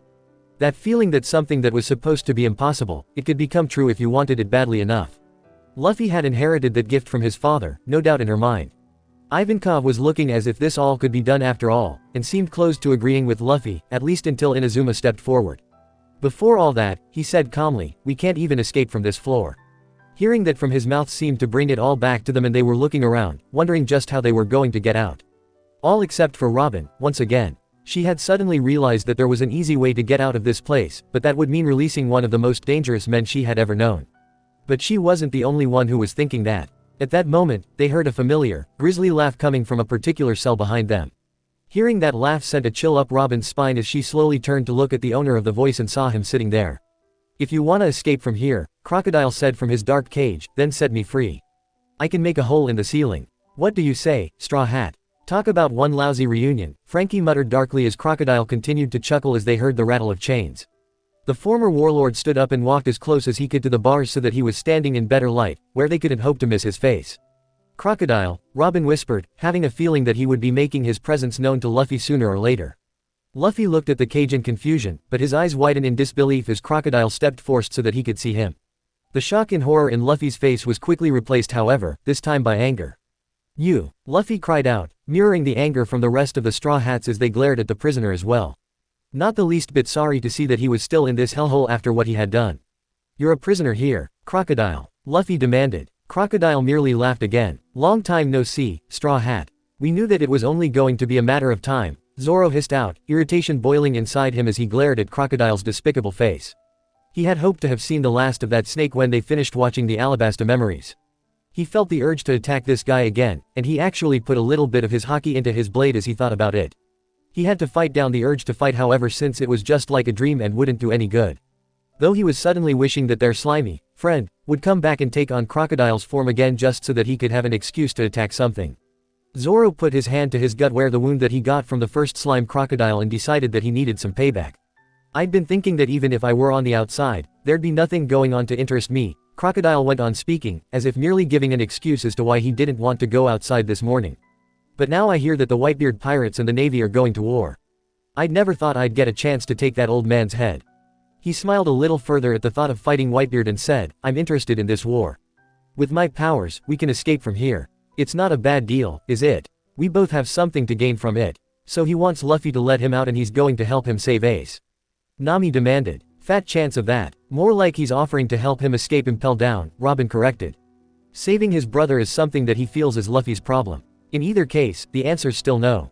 Usopp called out. Honestly, after all that he did he really think that Luffy would just let him out of his cage? He didn't think that anyone deserved to suffer from the different hells in this damn prison, but he truly thought that Crocodile deserved to rot inside that cage.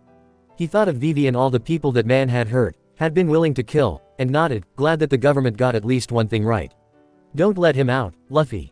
Sanji yelled, "You can find another way. You don't need him. After all the trouble we went through to put him away and save my beloved Vivi, there's no way I'll forgive you if you think about letting him go." And he almost applauded as Luffy barked to Crocodile, "Get real. You're the one who messed up Vivi's country. And what's to stop him from going back to Alabasta and doing something else to that place?" Nami demanded. Robin personally doubted that, however. Crocodile was no one-trick pony, so there was no way that he would bother to go back to Alabasta and try to regain control of it. Besides, he was no longer a warlord, and the whole world knew what he had tried to do to the Sand Country. There was no chance that he was ever going to be able to go back without being greeted by at least 1,000,000 furious people. "That's all in the past," said Crocodile, sounding bored that Luffy was bringing up something from the past, as if it was for a slight argument instead of almost destroying a country. "I no longer have any interest in that country. He expects us to believe that after all the trouble he went through to mess that place up that he's gonna just abandon it like that." Brook demanded. "No, but there's no real reason to lie in this case," Robin stated coolly. No reason, Nami asked. He's probably just saying that just to get Luffy to let him out. But what other options are there? She asked, looking at her with a grim expression. With his powers, they could escape from this floor and have a chance to escape this prison. With all that stands between Luffy and the front doors, as well as having Magellan on his way down here right now, do you think that he can risk being picky about his allies? But Crocodile can't be trusted.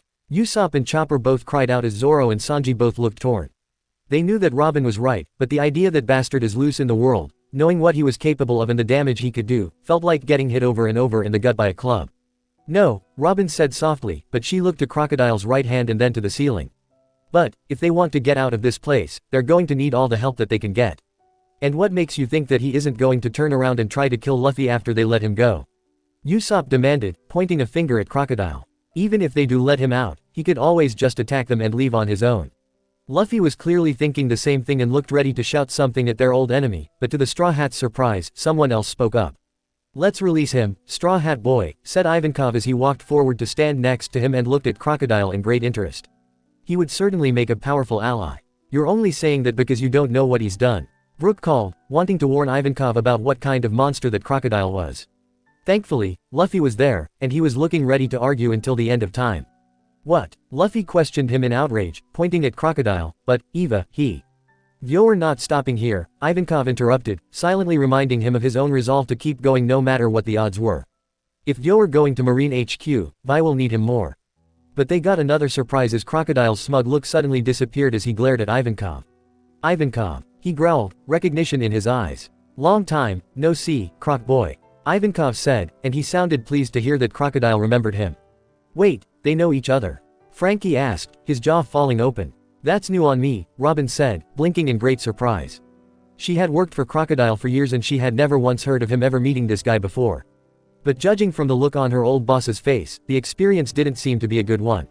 Luffy was looking back and forth between the two and asked Ivankov if they actually knew each other. We've met, Ivankov answered causally, back when he was just a rookie. But it's okay. Even if he were to try and betray Vuz, V can hold him back. VWE can't completely trust him but, he then chuckled mysteriously and finished, V got a firm grasp on his weakness. His weakness? Brook asked in confusion, he means water. No, Robin said, a smile coming back to her face as she looked at the ugly look on Crocodile's face. Something tells me that this isn't about that. And she seemed to be right. Hey, Crocodile barked at him, losing his previous cool. If you say anything uncalled for. Oh, VMY. Ivankov said smiling before he began to reprimand him as if he was scolding a child for talking back to him. Do you really think it's a good idea to give me that tone? V don't mind telling everyone right now, about V your past that is. Really? Robin asked in great interest, actually coming closer and hoping to hear more. Whatever it is, it must be really good, Nami said, her eyes wide when she saw the stony look on Crocodile's face. What did Ivankov know about Crocodile that no one else did? As long as V you are a good boy, and help us, then V won't say a word. Ivankov smiled smugly and even laughed as Crocodile looked ready to kill. You bastard, he snarled. I like this guy, Frankie smirked. Anyone who can put that cocky croc down was a good guy in his eyes, regardless of anything else he did. And I must meet him if I ever get the chance, Robin added, a slight glimmer in her eyes. If Ivankov knew that much about Crocodile's past to make him this angry, then she could only imagine just what she could learn. And she had spent a long time trying to find out information on Crocodile for years when she was working for him so that she could discover anything that she could use to her advantage. Damn, I'd give anything to know what old Croc's been hiding, Usopp said as Sanji couldn't help but wonder if it was anything like the dirt that Ivankov had on him when his stupid minions brainwashed him. He let out a cry of pain at the mental image, causing the others to jump and stare at him, asking what he was thinking about. Unable to answer, he merely hit himself hard in the head to try to either knock the memories out, or to just knock himself out. Hey, called one of the inmates, now realizing that they were serious in talking about escaping. In that case, bust me out too. Me too, agreed another. I've got a grudge against Whitebeard, too. Silence, Ivankov shouted, turning his attention on the inmates. Death wink. Well, that shut them up, Zoro said lightly as they were all knocked back and hit the floor hard. I beg of you, shouted another familiar voice from right behind them and looked at once. Jimbei was looking up at them from his cell, obviously having been listening in on their whole conversation. Jimbei, Usopp asked as they saw the extreme anxiety in his eyes. Please, take me with you. He pleaded, I'll definitely be of help to you. I've known Ace ever since he joined the Whitebeard Pirates. He's told me everything about you, his little brother. I'm here because I opposed this war. Please, I want to save Ace. Please let me choose my place of death. He really wants to die. Chopper said, his eyes wide. If death is to be my fate, then I will not run from it, Zoro explained, understanding what he was saying. I don't think that Jinbei truly wants to die though. He wants to do what he can to save Ace and stop this war if he can. But he's not afraid to die for it if that's what it takes. What a brave soul. Brook called, I knew I liked him from when we met him back at Fishman Island. Yo ho ho ho. It's hard not to like Jinbei, Nami smiled as she looked back at him. She had her reservations about him for a long time, for she had always believed that he had been the one who set Arlong loose in the East Blue. But she knew now that he was innocent in the matter, having had no idea what that monster had been doing. That was why she wanted to meet him so badly, she had just assumed that he was no better than Arlong had been. But when she heard that he and Luffy were friends, she didn't know what to think at that moment. But she was glad that she did meet him in the end. She smiled, now wishing that Jinbei would hurry up and join them already. It's going to be so great to have him with them out on the seas. Luffy turned his full attention to Jinbei and was looking long and hard at him, not saying a word. It was impossible to know just what was going through either's mind as they looked at the other. But that was when some of them realized that it was the exact same look that he had given Zoro when he first spotted him over that wall. He wasn't critical or judging, merely looking, and it was as if he was seeing past everything else to the very core of the matter. It was at that moment that there was some kind of silent understanding that passed between Luffy and Jinbei, as if they ended up getting their answers. Sure, Luffy finally said, and the crew smiled. Good thing too. Usopp laughed as he rubbed his long nose. Can't wait to see him in action again. He was amazing back at Fishman Island. Hey, is that really okay? Inazuma questioned, not looking as convinced as Luffy. We know nothing of this guy's personality or how dangerous he is. It's fine, Luffy answered without looking away from the fishman. Let him out. Jinbei nodded his head in acknowledgement. I am most grateful, he said, and they could hear the gratitude in his words. Inazuma still looked hesitant and looked to Ivankov, as if seeking reassurance that it was a good idea, and Ivankov nodded. Hey, I'm as grateful as he is. One of the prisoners cried out at once, as if thinking that was all that he had to say to get out. We're begging here, other cried. Silence. Ivankov shouted at them once again. Death wink. I have to say I like how he handles them. Zoro laughed as the prisoners were all sent flying back again, and Inazuma transformed his index finger and thumb into a pair of scissor blades and went to pick the locks. Why do you think Luffy wanted to let him out? Chopper asked them. Not that I'm not glad that he did, but he didn't really know Jinbei here. How did he know that he wasn't lying just to get out? He knew Ace, Sanji said as he took his cigarette out and let out a long puff of smoke. He proved that by just knowing who Luffy was just by looking at him. Ace clearly told him a lot about Luffy, and how are you supposed to lie about that? He looked down at Chopper and added, you can tell just by his words that he meant them. They were spoken earnestly. I guess Luffy was able to somehow sense that. I'm sure he could, Zoro said. He could tell that Jinbei was telling the truth in that he wanted to help save Ace. And to Luffy, any friend of Ace's is a friend to him as well. And it's a good thing too, Usopp said as Inazuma was able to unlock the door and stepped inside the cage to cut Jinbei's shackles. Luffy said that the only thing that kept him from giving up when Ace died was because of Jinbei. He did say that. Chopper agreed as he remembered that this talk happened just before Sanji's nosebleed almost killed him. But I'm really scared to know what he meant. You aren't the only one here who feels that way, Chopper-san, Brook said softly. But we do owe Jinbei-san a great debt that we may never be able to repay if that is true. In any case, I have a feeling that we are going to find out whether we want to or not, Zoro said as they heard the loud clatter of chains hitting the floor as Inazuma set both Jinbei and Crocodile free, all of them feeling rather sick at the thought of the latter being let out. I'd never thought we'd be bringing two warlords with us, Inazuma stated as he looked to the two new allies. Well, one warlord and one former, Frankie corrected, glaring over at Crocodile and still half expecting him to start drying people up despite his promise to behave. Wait, two? Luffy asked in slight interest. Who's the other one? Yo-ho-ho-ho, Luffy-san doesn't know his name, Brook laughed. Who else, Luffy? Nami asked as Jinbei seemed keen not to speak up and make his identity known just yet. I'm grateful to you, he instead said firmly. Now, I might be of some use to him. Even if you were able to prevent this war between Whitebeard and the Navy, Crocodile taunted, it wouldn't matter in a long run. One way or another, I'll definitely take the old man's head. Not if even half the stories I heard about Whitebeard are true, Zoro said. After all, Luffy was nowhere near as strong as he is now, and even he was able to defeat Crocodile in the end. He could see that being in prison did nothing to deflate Crocodile's big head. I won't let you lay a hand on Whitebeard, Crocodile. Jinbei snapped back, sounding ready to fight him here and now. In that case, Crocodile said, holding up his hook threateningly, maybe I should kill you now. Ehhhhh. He really is a horrible person. Brook called. Croco boy, your past remember? Ivankov asked, and like that, Crocodile shut up and turned away, letting the matter drop. Damn, now I really wanna know what the big secret is. Usopp yelled as Robin was looking at Ivankov with new respect. Not just anyone could control that guy like he could. Whatever it was that crocodile wanted to stay buried in the past, must be big. Well then, Ivankov went on when Crocodile turned away, there's no time to waste. We're gonna force our way out of this prison. The memory then faded as Crocodile raised his right hand up to the ceiling and the sand he created was drying right through, creating a hole for them to escape. I can't believe that they let Crocodile out, Sanji muttered, torn at this whole thing. Luffy wasn't the one who offered it though, Usopp said firmly. Ivankov did that. Though it pains me to say it, Robin sighed, letting him out really was their only option to get out of that place. You saw how easily he was able to create the pathway out, right? It's like I'm watching some kind of freaky, alternate universe or something, Frankie said, shaking his head. I mean, Luffy working together with Crocodile after everything that happened at Alabasta. I have my reservations about the whole thing, Brooks said, but so long as we get Luffy-san back at the end of this whole journey, that is all that I wish for. And I am glad to know that we did get him back in the end, even though it took 2 years. Fair enough, Robin smiled tiredly. In any case though, this adventure that Luffy's on is only going to become even wilder than ever. I'm afraid you're right, Nami frowned, her heart beating so loudly against her chest that she was surprised that no one else could hear it. Things were only going to get worse from that moment on. Soon, they were going to see Ace. She closed her eyes, not sure if she could ever be ready to see something like that. But the memory took form once again and this time they were standing somewhere back in level 5.5, at least judging from the newcomers that were carrying weapons and some were even adding makeup to their faces like they thought that they were going to go out on a big date instead of marching to battle. Luffy was also there, along with Jinbei standing right next to him, and it was funny to see him there almost like a bodyguard as they glared at Crocodile.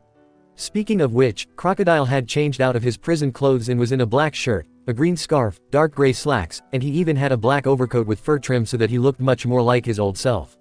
He smoked on a large cigar, and seemed to be enjoying himself as he walked over to where the other two were standing next to a doorway, as if daring him to try something. I can't tell you how much I missed smoking, he said causally, as if they were all heading off to some kind of business meeting instead of their attempt of breaking out of prison. They don't allow it in here for some reason. I wonder why, Zoro said sarcastically. You know, you should cut back on your smoking just a little bit, Sanji, Chopper said, looking to their cook. It's not good for you. Fine, Sanji answered, as he blew out a smoke ring. I'll stop the day that Mosshead gives up his drink. Not gonna happen, Mr. Nosebleed, Zoro said indifferently. Well, they must be feeling a little better if they're going back to insulting each other, Nami sighed to Usopp, who nodded dully back. If you're done, then we must get going, Jinbei told him coldly. What's the rush here? Crocodile asked cockily. Ace is gonna be executed. Luffy snapped angrily. We can't waste any more time down here. He is right, Jinbei said seriously. We are in a race against time. As we speak, Ace-san is being carried across the sea to Marineford. The battle will doubtless break out very soon. Yeah, so if you aren't gonna help, go back down to your stupid cage. Usopp yelled, secretly glad that Crocodile wasn't really there. He knows, Robin said, he's just doing this to make Luffy wait. But he truly wants to go to Marineford and take part in this battle. He won't risk taking too long. She seemed to be right, for Crocodile smirked. Well, then we should get going.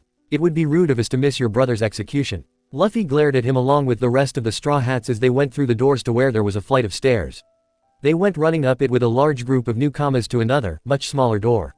The shock of cold air was the first thing that hit their faces when they emerged up into level 5.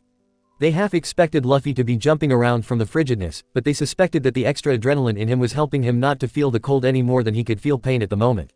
But he was dancing irritably around, impatiently waiting for them all to get going as Ivankov came up with the last group of newcomers, looking very strange dressed in this cold weather with those fishnet stockings. Ivankov got everyone's attention focused on him as he began to tell them all his plan, but after about 15 seconds, Luffy let out a deeply frustrated cry before he turned and went running off, no longer bothering to wait. Luffy, you can't go on your own. Usopp yelled anxiously. Since when has that ever stopped him? Zoro asked, though he did agree with Usopp this time. But right behind him were Jinbei and Crocodile, who didn't seem surprised to see him go running off as he did. In fact, they looked like they agreed with his impudentness this time as they bolted across the frozen ground. Again, this is just too weird, Frankie muttered, still unable to believe the turn of events that was happening here. Nothing that Luffy does makes sense, Nami panted, dreading the thought of seeing all those other floors all over again. She couldn't tell what was worse, not knowing anything about the different floors, or knowing exactly what was to be waiting for them. Let's just hope that Magellan is going to be kept busy long enough for them to get out of here, Brooks said worriedly, though he knew that was hopeful thinking at the most. This place just seemed to embody the very worst in people, and the longer that he was in this prison, the worse it became. The sooner that Luffy-san was able to escape, the happier he would be. At least, until Marineford. He could only imagine just what happened on that battlefield.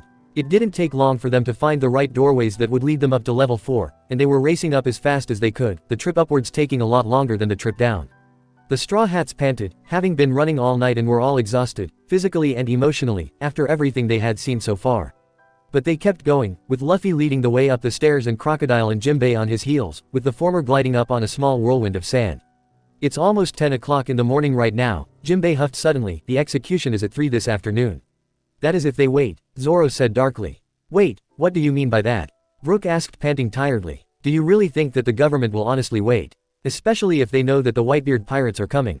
Zoro asked him gruffly. No, they're going to prolong it for as long as possible, but I'm willing to bet that the moment they feel that there's a chance that they might lose this fight, they'll speed it up and kill him when they see fit. What rotten? Usopp began, horrified and outraged that they would do something like that, but he tried to forget it. None of them knew how Ace died that day, and if Zoro was right, then that might have been how they. Usopp shook his head hard as he wiped away the few stray tears that threatened to fall. No, he couldn't cry now. They had to hurry up and see this whole mess through the end before he sobbed any more that he had already have. Sad thing is, Nami added, he's right. Ace's life is in their hands, it all depends on how the battle is played out. They could kill him off at any time, but for appearance's sake, they'll wait for as long as they can. They're certain to carry out the execution at that exact moment. Jinbei went on, but Luffy's eyes were looking back at him as he listened intently to what the fishman said. If Whitebeard intends to stop them, he should attack several hours before then. Ace has already been taken across the sea. The battle could break out at any moment. But they won't kill him before 3, right? Luffy questioned. Then we still have a chance. They bit their lips, not wanting to scream in frustration, yet the door to level 4 suddenly appeared right above them and that thought was driven out of their minds for the moment as they heard Crocodile grunt and surged upwards ahead of the other two. These doors are completely pointless, he said, placing his hand on the wooden surface. I'll dry it up with my right hand. Right, the power to turn anything he touches into sand. And with a horrible sucking sound, his hand began to suck the moisture out of it, the door starting to corrode and disintegrate into sand. It crumbled and broke away so that only the metal rings remained of it. But they weren't alone, they were back on one of the walkways in level 4 and felt the surge of heat, completely the opposite of the floor below them. Yet it was almost nice to see it again after having been in the cold for so long, not that it drowned out the memory of seeing Luffy fight with Magellan in this place. Standing on the walkway in front of them, however, was a large group of people waiting for them. Guards and jailers all armed with pitchforks and rifles, ready to do their best to stop them. Ehhhh. Usopp yelled in shock, having not seen this coming. They must have prepared for this, Sanji hissed. Well, no duh, they must have seen the state that level 6 was in and knew that they were gone. So they set up a trap on level 4, knowing that it was only going to be a matter of time before they broke out, especially if they ended up releasing all those high-powered bosses. Here they are. One of the jailers reported into a transponder snail. This is level 4. The prisoners who escaped from level 6, Warlord Jinbei. So this is level 4, Jinbei mused as he glanced around at the inferno. They realized that this isn't the most idealistic floor for a fishman, though too bad for the guards that wasn't going to stop him by a long shot. The intruder, Monkey D. Luffy, the jailer went on, sounding close to freaking out into the baby transponder snail. It's hot, Luffy stated, out of the blue, and he was already in a heavy sweat as he glared at the guards for daring to get in their way. And former warlord, Crocodile. The guard cried out, they're all here. Start counter-attacking. They might have thought to bring Magellan here if they really want to stand a chance of stopping them, Zoro said, shaking his head and wondering just what was the point here. Those Marines know they can't stop them, they're hardy more than speed bumps in the road. Maybe, Nami said, but with that many of them it's going to slow the escape team down. Which will give them more time to bring in reinforcements. So the answer's simple, Frankie said, punching his fists together. Beat them all up as fast as possible and get the hell out of here before the reinforcements show up. Well, with those 3 there, something tells me that it's not going to take long, Brooks stated as the jailers all began to open fire at them. They were firing mostly at Crocodile, yet they knew how good that was going to be. Their shots went right through him as he just stood there, with large chunks taken out of him as he smirked. He's been here for a long time and they should have already known about his powers, Robin said, shaking her head. You think they'd be prepared for that? And that was when the holes that he was filled with quickly closed up so that he was whole again, causing the jailers to scream in panic. One of them was shouting at them to use the prison bullets, but it was too late. Crocodile glided towards them with his hand outstretched and they knew right away what was about to happen. Most of them closed their eyes as the battle took place. Crescent sand dune, he cried, making a wild slash through the air with his right arm, leaving a crescent-shaped trail behind it and hitting the jailers as he did. The jailers screamed, as the moisture was sucked from their bodies and they were left as nothing more than dehydrated mummies. That's cruel, Brook whispered. Not that it would work on you, Brook, Usopp reminded him. You're nothing but bone. Yo-ho-ho-ho, that's true, Brooke said lightly as the jailers had started pointing their guns at Luffy and began to fire at him. You think that they would have had the smarts to use those prison bullets right from the start, Sanji stated as sea stone nets were fired at Luffy. But he then jumped upwards, almost flying as he grabbed hold of a chain that was right above him. He then flipped upside down so that he could see them.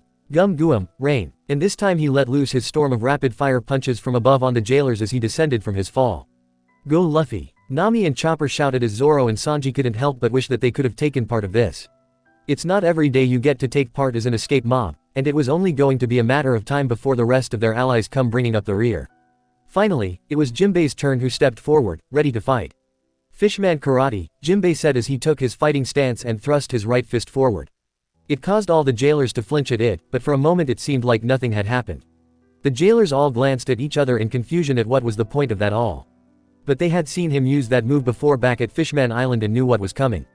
What's happening? One of the guards cried out in far as they realized, too late, that they were all slowly being pushed backwards, as if by some kind of invisible force, and then arabesque brick fist. Like that, there was a big shockwave sent them all flying back.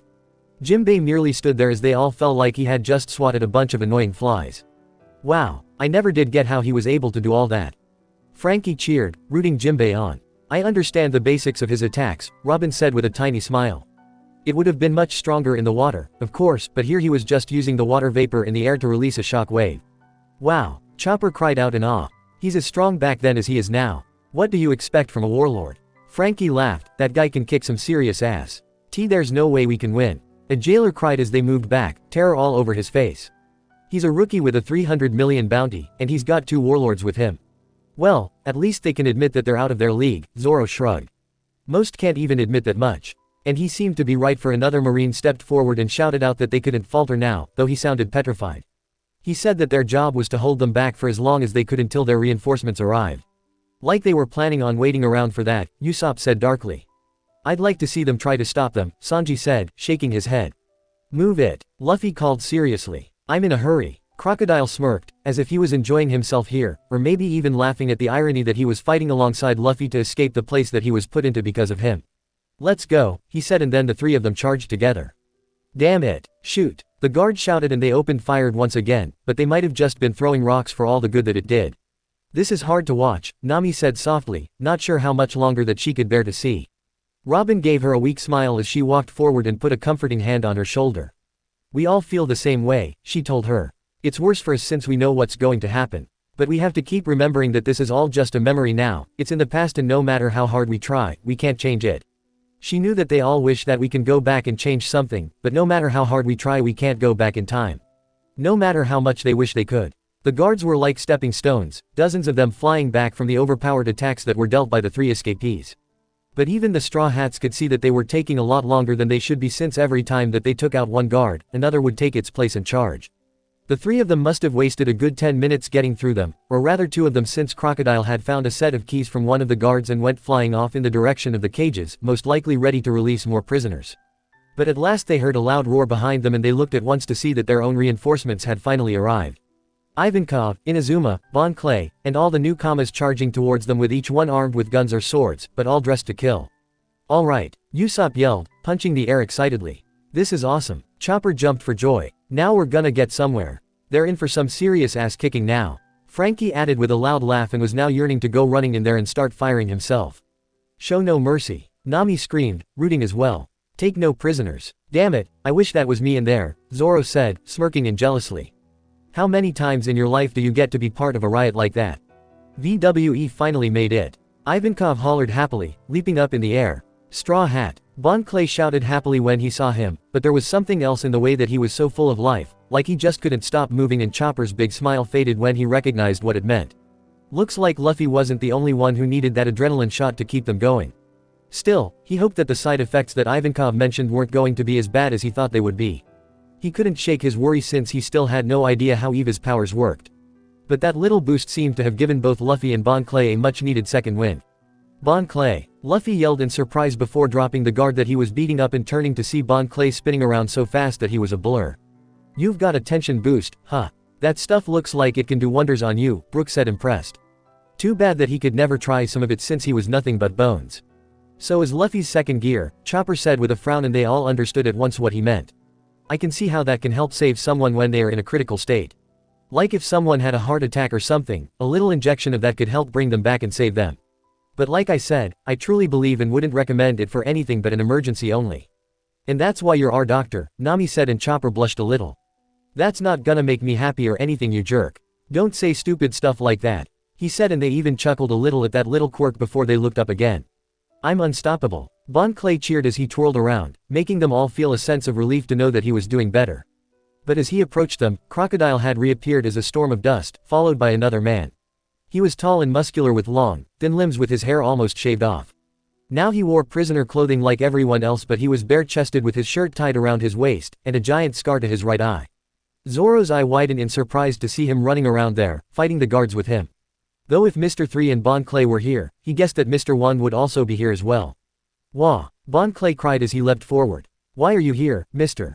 1? So that's Mr. 1? Brook asked. He was the very top of Crocodile's henchmen. Yes, Robin said, and I see that he was also captured and sent here. Can't say that I'm too surprised. Nami glanced around, half expecting Miss Doublefinger to come out of a cell and also start fighting as well. She wasn't sure she liked that idea. Luffy, however, glanced over at him in confusion before he asked Bon Clay who this guy was. He's the guy who was beaten by that waistband guy back in Alabasta. Bon Clay replied, and they saw a rather malevolent grin on his face, as well as a slight taunt in his tone. In fact, it reminded him a great deal like how Sanji and Zoro would pick on each other and try to put each other down. Waistband, Zoro called as Sanji laughed. Though he couldn't help but feel a smug smile at the vein that was standing out on Daz Bone's head, or the darkening look on his face. It's a Haramaki sash. So he's the one who almost killed you back there, Sanji smirked. Shame he failed. Better than how you would have turned out. Zoro snapped back and the two glared at each other, almost forgetting where they were. Oh, Luffy said lightly. Someone I don't know then. You know, he's right, Nami said, and she felt so good to be smiling again. He hasn't met him in any of these memories yet. So long as he's willing to help Luffy, Usopp said, still not liking having all these former enemies around. It just felt like the world was turning upside down here. But it was Chopper's scream that alerted him, and he looked up in time to start screaming himself. Ivankov had stabbed his fingers into his own face and it began to grow at an unnatural rate. Until the end result was of his massive face right over the rioting crowd, smiling down at them all. Eehhhhhh. What a freak. Usopp yelled, his eyes bursting out of his head. You know, you once asked me what the strangest devil fruit power that I think was. Zoro called as sweat fell from his face, but I think I found the winner. I think that's super awesome. Frankie cried out as he posed. You would think that, wouldn't you? Nami snapped as the small army began to shriek out battle cries and charged at the guards, all of them wanting to get out of this heat as soon as possible. Ivankov took the first wave of guards and jailers out by using a hell wink and then blowing them back as if by a powerful wind. It's no use. They heard one of the jailers cry. We can't stop them. I'd be impressed if you could. Brook called as the army all screamed and hollered as if they were having the time of their lives. Yeah, if I saw an army like this, I'd probably run the other way. Sanji said, shivering at the thought. Though in a lot of ways, he wanted to beat his head in at the memories of those disgusting people chasing him every day for 2 years. Oh, will he ever be free from those terrible thoughts? All the prisoners who were ferocious before they disappeared, are all wearing some kind of weird, fanatical get-ups. The guards cried over their transponder snail. Crocodile stormed ahead, drying up everything in his path as Inazuma and Mr. 1 stood back to back, slicing up anything that came to close. Jinbei was taking more out with Fishman Karate right behind them, smashing them back with powerful shockwaves. Bon Clay was spinning like a ballerina, kicking everyone near him in graceful arcs. With Luffy out in front, leading the charge, the others swarming behind him, and there was no way they can be kept under control, no one could stop them. Let's go, Luffy shouted. To Marine headquarters. This really is something you didn't expect to see, Brook said softly. I've always believed in Luffy-san's strength. And I knew from the moment that I met him that there was something special about him, but to think that he could make even former enemies his strongest allies. There's just something about him that draws people in, Robin said softly before she smiled. Ace was right, there's just some kind of mysterious charm about Luffy that causes people to gather around him. It was ironic that Luffy didn't even realize that he had all of them completely charmed as well. Maybe that was what they found so endearing about him. He owns us now, doesn't he? Zoro chuckled, actually smiling. Regardless of what happens, he owns each of us. Fair enough, Sanji smirked, unable to disagree with that. Not that I mind though, Zoro shrugged. Though I think that it's best that we keep that surprising piece of information quiet for now. Agreed, Robin smiled back. But still, now wasn't the time to ponder that. The newcomers continued to go on their rampage, stealing keys from the guards and throwing them to the prisoners still in the cages, telling them to join them and increase their numbers. She agreed with that, though it was a cruel thought. Their best chances for survival are with numbers. She decided to keep that to herself for now, knowing that Usopp would most likely yell at her for her dark thoughts. Now, she normally didn't mind voicing her opinions like that, but judging how tense everyone was, she thought that it might be better to save that for a little later. The whole place was filled with the sounds of the cage doors opening and chains hitting the ground as they were steadily growing larger and larger. Come with us. Get out of that cell if you want your freedom. This is your big chance to escape. You're letting us out? Asked an inmate. Thanks. As for the prisoners that were set free, they didn't need much convincing to join them and have a chance to taste freedom, taking unusual pleasure in attacking their captors. Though it only made sense if they would be, for they must have been dying for a chance to repay their oppressors for their treatment. It was complete destruction going on all around them, no one caring what they destroyed so long as they were able to smash something to pieces. But that was soon interrupted when they had some uninvited guests show up. It was that little devil who called himself Soldeath, the one who almost managed to capture Luffy back up on level 3. He had arrived with his army of Blue Gory, playing his pitchfork like it was a flute once again before ordering them to put them all down. Commander Soldeath, we're depending on you, shouted one of the guards in relief when he saw him. Go get that freak with the giant head, Blue Gory, shouted another, pointing to Ivankov. He won't like that, Sanji said knowingly as Ivankov's eyes found the group. Giant head, Ivankov repeated at once. Don't be ridiculous, I don't have a giant head. It's just my face growth synthesis. Doesn't change the fact that your head is taller than most buildings. Usopp yelled, wishing that Drag Queen could hear him. And he's got a big head in more ways than one, Sanji couldn't help but add grumpily. Still, he had to admit that Ivankov knew what he was doing as the Blue Gory came right at him. Thanks to his giant size, he looked down and have a large wink at them, unleashing the most powerful death wink yet, sending the oversized apes flying backwards at once, even taking out a large number of jailers in the process. Wow, Chopper cried out, his eyes wide. Talk about looks that kill, Frankie shouted, punching the air. Straw Hat Boy, Ivankov called to Luffy. V, you can't linger here. Leave this to us and go on ahead. Keep moving forward, keep moving up, hurry and go. Got it, Luffy said as he dropped the random guard that he knocked out before he ran forward. Thanks a lot, Eva. Yeah, we really owe you one. Chopper added, running right alongside Luffy as they continued to make their way across the bridge. Luffy was going nuts, taking out at least 100 guys at once in his desperation to get off this floor as soon as possible. However, just as they were about halfway across, with Inazuma pointing out the stairs that weren't far off, there were several screams going on right in front of them and they were all forced to look up to see what was going on now. It looked like the mob might end up making it to it without too much more interference when several creatures came bursting out of nowhere. They could only be one thing. And I thought the Minotaurus looked dumb, Sanji said, shaking his head. And it turned out that these had to be the other 3 demon guards.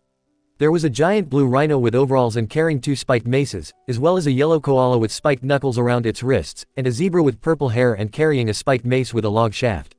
Who's in charge of getting these guys? Frankie demanded. Damn, when you think of demon guard you expected something with tentacles, or maybe with claws and wings. But cute and dumb looking. These guys didn't exactly instill the fear of death in him. Oh, she's beautiful, Sanji cried out, his eyes turning back into little hearts when he spotted the woman who was standing with them. She was a slender woman with long curly blonde hair that fell over her eyes and down her back, while she wore a revealing and tight outfit made of leather and was a bright pink color that went with the white cape that flowed around her. She cracked a long whip in her hands as she gave a rather wicked smirk at the sight of them all. Do all the guards in this place have horns? Zoro asked, looking at the pink horns that were sticking out through her hair. Why am I suddenly reminded of that killer guy from Kid's Crew? Nami said, looking at that woman as Sanji was drooling all over the place at the outfit that she was wearing. Such beauty. Oh, how lovely she would be, a true heavenly being sent from. Sanji began as the rest of them tuned him out. Robin stepped forward and saw how the demon guards seemed to be waiting for her orders. I think that she might be the head jailer we heard about, she said, at least judging by how eager she looks to fight. So she's the head of torture then? Nami asked in great surprise. You mean that the head jailer is a girl? Frankie whistled as he looked over at her. Well, that might explain why the demon guards look the way they do. I don't care, Sanji sighed lovingly at her as Jinbei ran right up beside Luffy, telling him that he'll help carve a path through, though also confessed that he wasn't very good at fighting on land. Really? Luffy asked Jinbei, surprised by what he said. You seem pretty strong to me. If that is what Jinbei considers not good, I hate to see what he thinks is good. Chopper cried out, remembering how he had seen him fight in person and how strong he was. Actually, I hope we see that, Zoro smirked. Besides, they were gonna need that if they were hoping to get out of this mess. And after seeing Magellan poison Luffy like he did, he was all for seeing this place get destroyed as well. Go, my demon guards. Get those wretched fools. The woman named Sadie ordered and the 3 struck at the newcomers and the inmates they freed. They were no match for the demon guards brute force pummeling them into the ground. You think guys that were on level 4 and 5 would be stronger than this, Zoro said in disappointment. Well, they need some way to keep these guys under control, Sanji offered grimly. Though he understood, most of the guys in this place were pretty weak, so it didn't seem too much of a surprise that they were captured in the first place. You would think that this place would be like a boot camp and make you stronger just surviving this place. But then again, if they were stuck in those cells and being tortured, he supposed that might not be so simple. Crocodile looked over at them and rolled his eyes as he grunted out, "Weaklings." The rest of the army backed away from them, their attacks as good as useless against them. They looked ready to start running as Sadie laughed with pleasure, calling out, "I just love to hear those screams." You know, I've known a lot of relationships who ended like that, Frankie said, thinking of his bros and how they weren't always able to find the right girl. At last, Luffy came charging up, jumping up into the air before he blew air into his thumb, inflating his arm. Now Brook was a little nervous by this. They had all seen how tough that the Minotaurus was, and it took Luffy-san along with the help of Bon Clay, Buggy, and Mr. 3 to be able to keep it down long enough for them to get down to the next level. But he needn't have worry. Gum gum, Luffy began as both Jimbei and Crocodile backed him up. Fishman Karate, 5000 brick, Jimbei stared up as Crocodile held up his deadly hand and they saw the whirlwind of sand growing as the guards and jailers cheered on their guards. Go for it, Usopp and Chopper cheered out, their eyes wide with amazement as the attacks all each hit one of the guards. The attacks were each so great that they were more than enough to each send a guard flying back, each one out cold before they hit the ground. Amazing, Brook cried out, and his own eyes would be sparkling if he had any. It never failed to astonish him to see how far his captain had come in such a short amount of time. No, Sadie screamed in horror at the sight of her guards crushed so easily. They've come too far to lose to a bleach blonde chick with no fashion sense anyway, Nami said with a satisfied look. The jailers and the rest of the guards seemed to have lost the will to fight as they backed away, fully realizing that they couldn't hope to win against such powerhouses.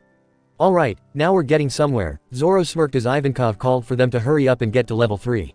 Seeing the demon guards defeated was a major moral boost for them all and went running on ahead, at least until the head jailer, Sadie, cracked her whip, refusing to run. My beauty, please flee from here before something happens to your delicate skin, Sanji sighed as he looked, and feared for her safety. Dude, whose side are you on? Frankie asked him exasperatedly as the mob ran at her, yelling to trample her if that's what it took. Silence, Sadie shouted, sounding angry. You will address me as Sadie-chan. Manifesto of excitement, Red Viper whip. She whipped her whip around at the group, causing them to holler in pain. How dare you hurt, she smacked her lips as she began destroying more parts of the bridge, my adorable minions. She cried. Okay, and I thought some of the girls back at Amazon Lily were weird, Usopp said nervously. This girl was nuts. Since when were those things adorable? But she can back up her threats though, Robin warned as she saw Sadie crack her whip and a part of the bridge crumbled and collapsed under the stress of it. Their eyes widened, knowing that someone had to stay behind to deal with her if they were going to make it any farther. Luffy looked ready to be that person and Sanji's eyes narrowed in anger as he thought of Luffy hurting a beautiful woman. Wait, Straw Hat Boy. I told VU to keep going. Ivankov cried out, charging from behind, making a loud whooping sound before he actually threw Luffy, sending him flying and crashing into a wall in front of them as Luffy hollered in shock. Why'd he go and do that? Chopper demanded angrily as Ivankov turned to deal with Sadie. At least sweet Sadie isn't harmed, Sanji sighed in relief. Sweet? Compared to what? A viper? Zoro asked with more sweat drops. But before Sanji could yell back at him for that comment, Ivankov did something that made them all stare. He had stepped forward, claiming that he would fight her before he injected his own face with his fingers once more, and at first they thought that it was just to make his head shrink, which it did, but it did so much more than that. A few seconds later, after he jumped through the air, a large and curvy woman was standing exactly where Ivankov had been a moment ago. Their eyes almost burst out of their heads at the sight of her. Out of the way, whip girl, shouted Ivankov. She aimed a kick at Sadie, who was forced to duck to avoid it. The Straw Hats were all too stunned to say anything for a moment. Naturally, it was Usopp who found his voice first. He turned himself into a woman. He cried out as Sanji's eye twitched. Damn, he's not a bad looker either. Frankie said, blinked as he tried not to stare at her breasts or ass before giving himself a hard punch to the head to snap out of this whole thing. I'm almost jealous, Nami said, shaking her head in amazement. Now she had always been cute, but she had to work hard to maintain that cuteness in her opinion. Men have no idea how hard that a woman had to work to stay this beautiful. Silence, Sadie snapped, licking her lips again. So you are a female, Ivankov.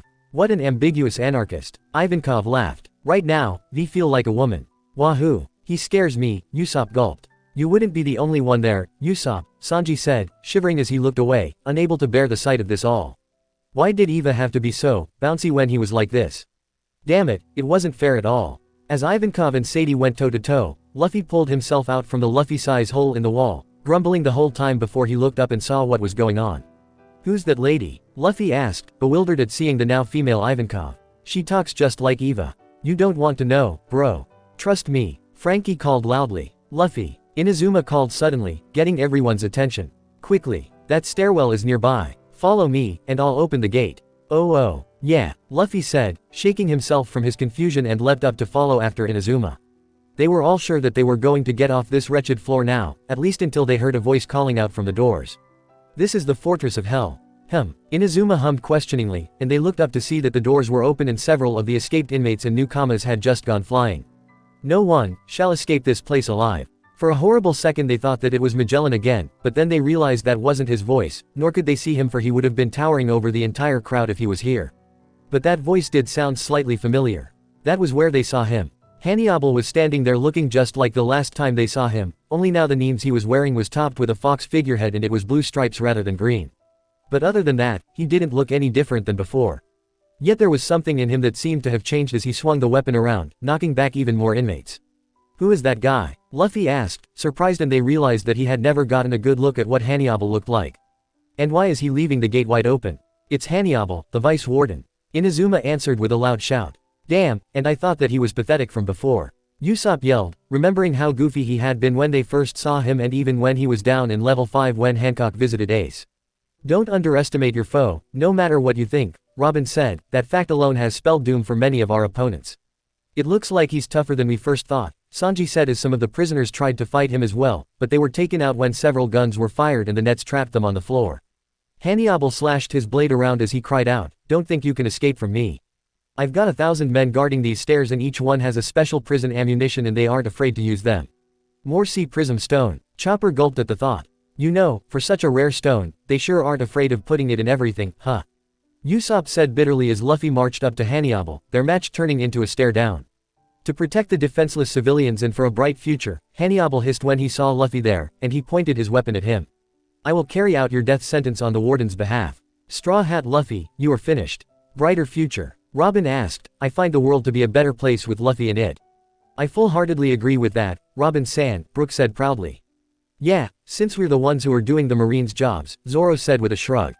"You think that they would keep that in mind? And embarrass themselves even more?" Nami asked tiredly as Luffy barked at Hannibal to move and suddenly the two were going at it.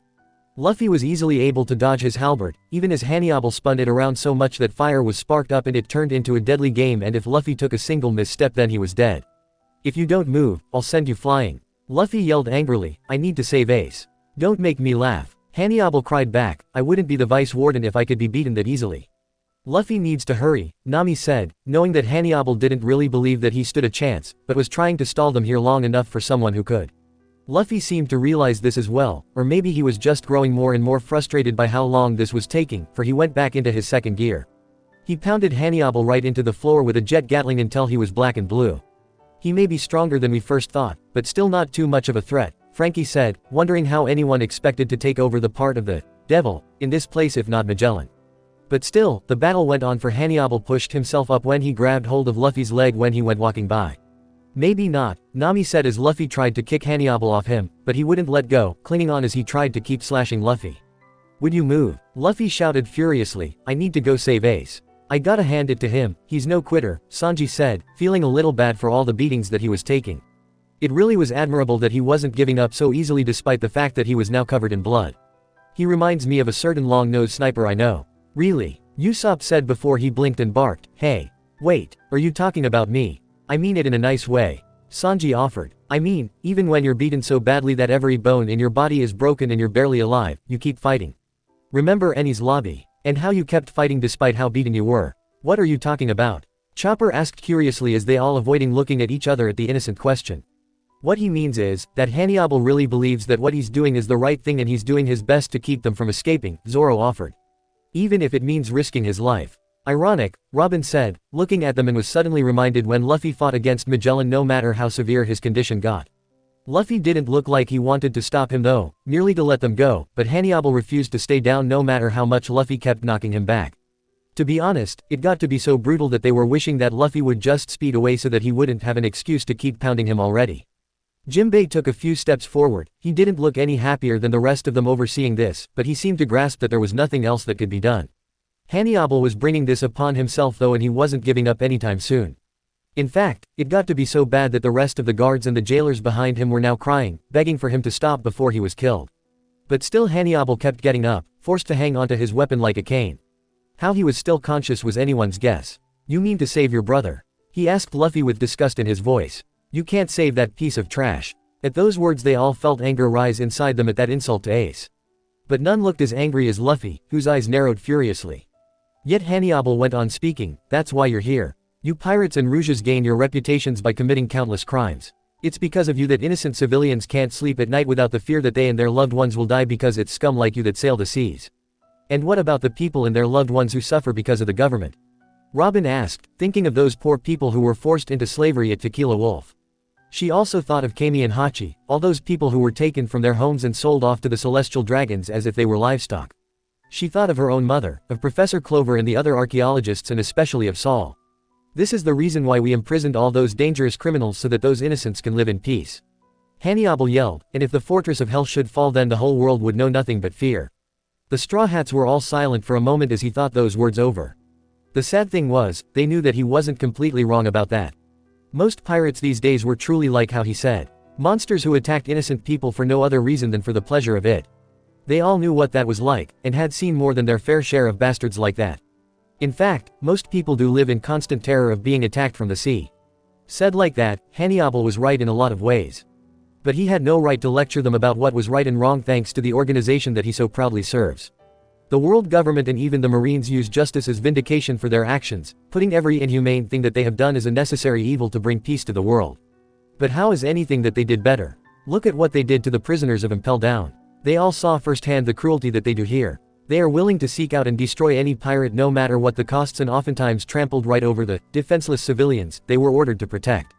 Their policy of absolute justice makes them worse than the evil they claim to fight, at least in the Straw Hats' eyes. Look at how the jailers love torturing the prisoners here, while at the same time let the world government do whatever they want. It was like during that stupid ball game against the Foxy Pirates where the referee called them out on every little thing wrong that they did, yet continued to look away when his own team was so obviously cheating. "I'll be the first to admit that pirates are far from moral," Nami said, her eyes narrowed, thinking of Arlong and how he took her mother away from her. "And it's true that when you think of good and bad, you often think of the Marines as the good guys and the pirates the bad." Her mother's face flashed in her mind for a moment, and she remembered how safe she felt whenever she was around before she added, "But that's like saying that Marines are all perfect and that everything they do is right. And we all know what a bunch of crap that is." "Tell me about it," Frankie said, fury still burning inside him at the thought of Tom being forced to come to his hell and die in his place. Everything that Tom did, he did to help other people, and he was punished for that. Punished for his stupid apprentice's battleships attacking the town that a government bastard used just to get Tom into trouble. Spanda wanted those blueprints so that he could have Pluton all to himself and rule the world. God, what a terrifying thought. "Hypocrites, the whole lot of them." "Sure, we're far from saintly," Zoro commented. "But at least we're able to admit when we do bad things. The Marines use justice as an excuse to do what they want. Look at CP9 for starters." Chopper shivered horribly at what Robin told them about how Lucci killed 500 people when he was only 13 because that was how he was taught by the world government. If that isn't proof of the government's cruelty, he didn't know what was. "You know, it's times like this that I'm behind Dragon and the things that he does," Sanji stated as he puffed on a cigarette. "Think we'll ever have a chance to meet him someday?" "That's gonna be scary if we do," Brooke said in awe. "But who's right and who's wrong here?" Chopper asked, looking at Luffy and Hannibal, his feelings torn. "Both and neither," Brooke stated tiredly. "They think what they are doing is right. While I do see both sides of the argument, I will always stand behind Luffy-san's decisions. Ace-san was a good man. And if there was something that I could have done to help, we'd all be there and help fight to save him," Zoro said grimly. "Damn it, why couldn't Kuma have sent at least some of us with him to help him out?" "I agree with that thought," Sanji said, moaning at how lucky Luffy was to have been sent to Paradise Island. He'd have taken that over his version of hell any day of the year. "Ace is important to me, so just get lost," Luffy yelled, growing more and more irritated with Hannibal as he refused to back down. "I can't reason with a criminal like you," Hannibal shouted back, getting back to his feet. "It's got nothing to do with being a criminal. He's just stubborn," Usopp yelled. "They're pirates after all, and they do what they want."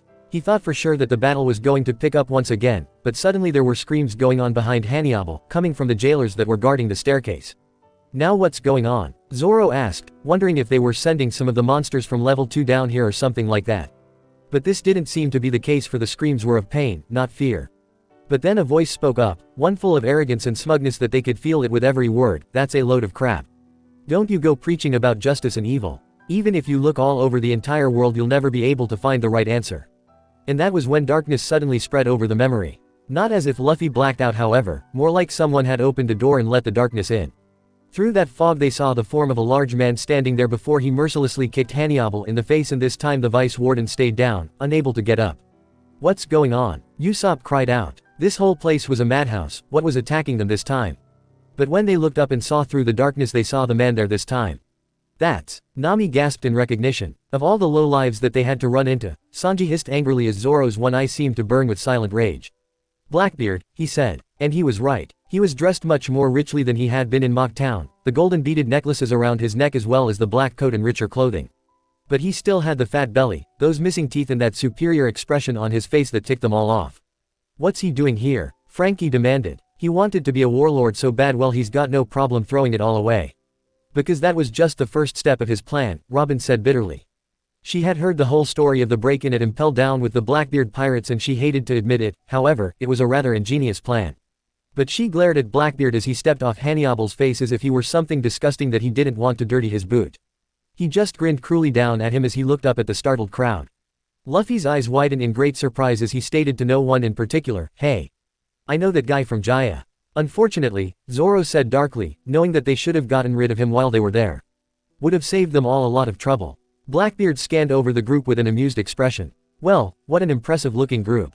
Looks like we came during a pretty big incident. Lucky for us." The rest of Blackbeard's crew walked down the stairs to join their captain. Most of them they saw in the memories before, including the large muscle man, the man with the sniper slung over his shoulder, even that sickly old man on the horse. The fifth guy, however, was someone they hadn't seen before.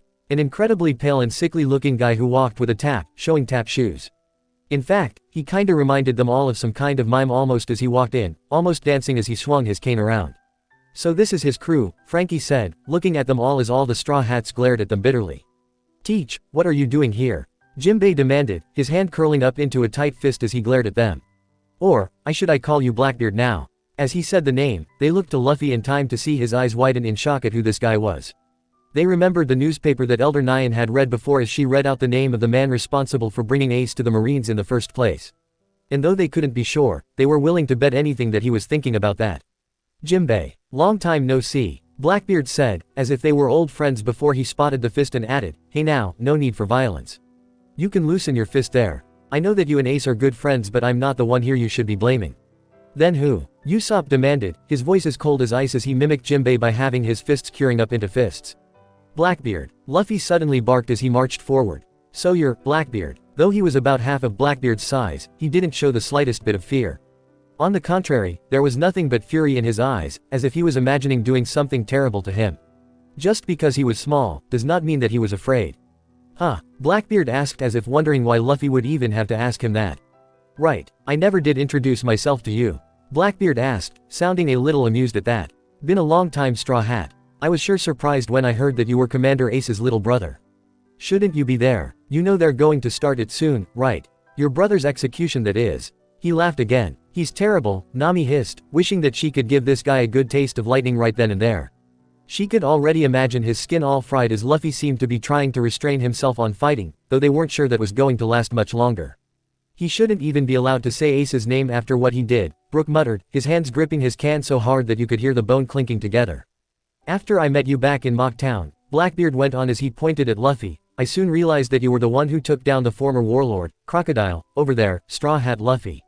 "Yeah, your point," Sanji called with a taunt as Crocodile looked down at Blackbeard with an unimpressed look on his face. "You wanna be next?" Blackbeard then pointed at Crocodile. "Back then, I was still trying to become a warlord. So, I figured the best way to show the world government that I was the right man for the job was to hunt you down and present to them your head." "Wait," Robin said softly, her eyes widening in shock as she began to understand what must have happened. "No, it couldn't be. But fate protected you, Straw Hat," Blackbeard declared as Luffy narrowed his eyes even harder. "Ace had been chasing me down like a dog ever since I broke the law on Old Man Whitebeard's ship. And he just happened to be your big brother." He laughed again as he added, "Once he found out that we were planning on killing his little brother, he just had to fight us himself." At those words, the eyes of each of the Straw Hats also widened in shock as they realized what this all meant. They felt as if something was squeezing their lungs so that it was almost impossible to breathe, as if they were drowning in their own shock as the truth came out.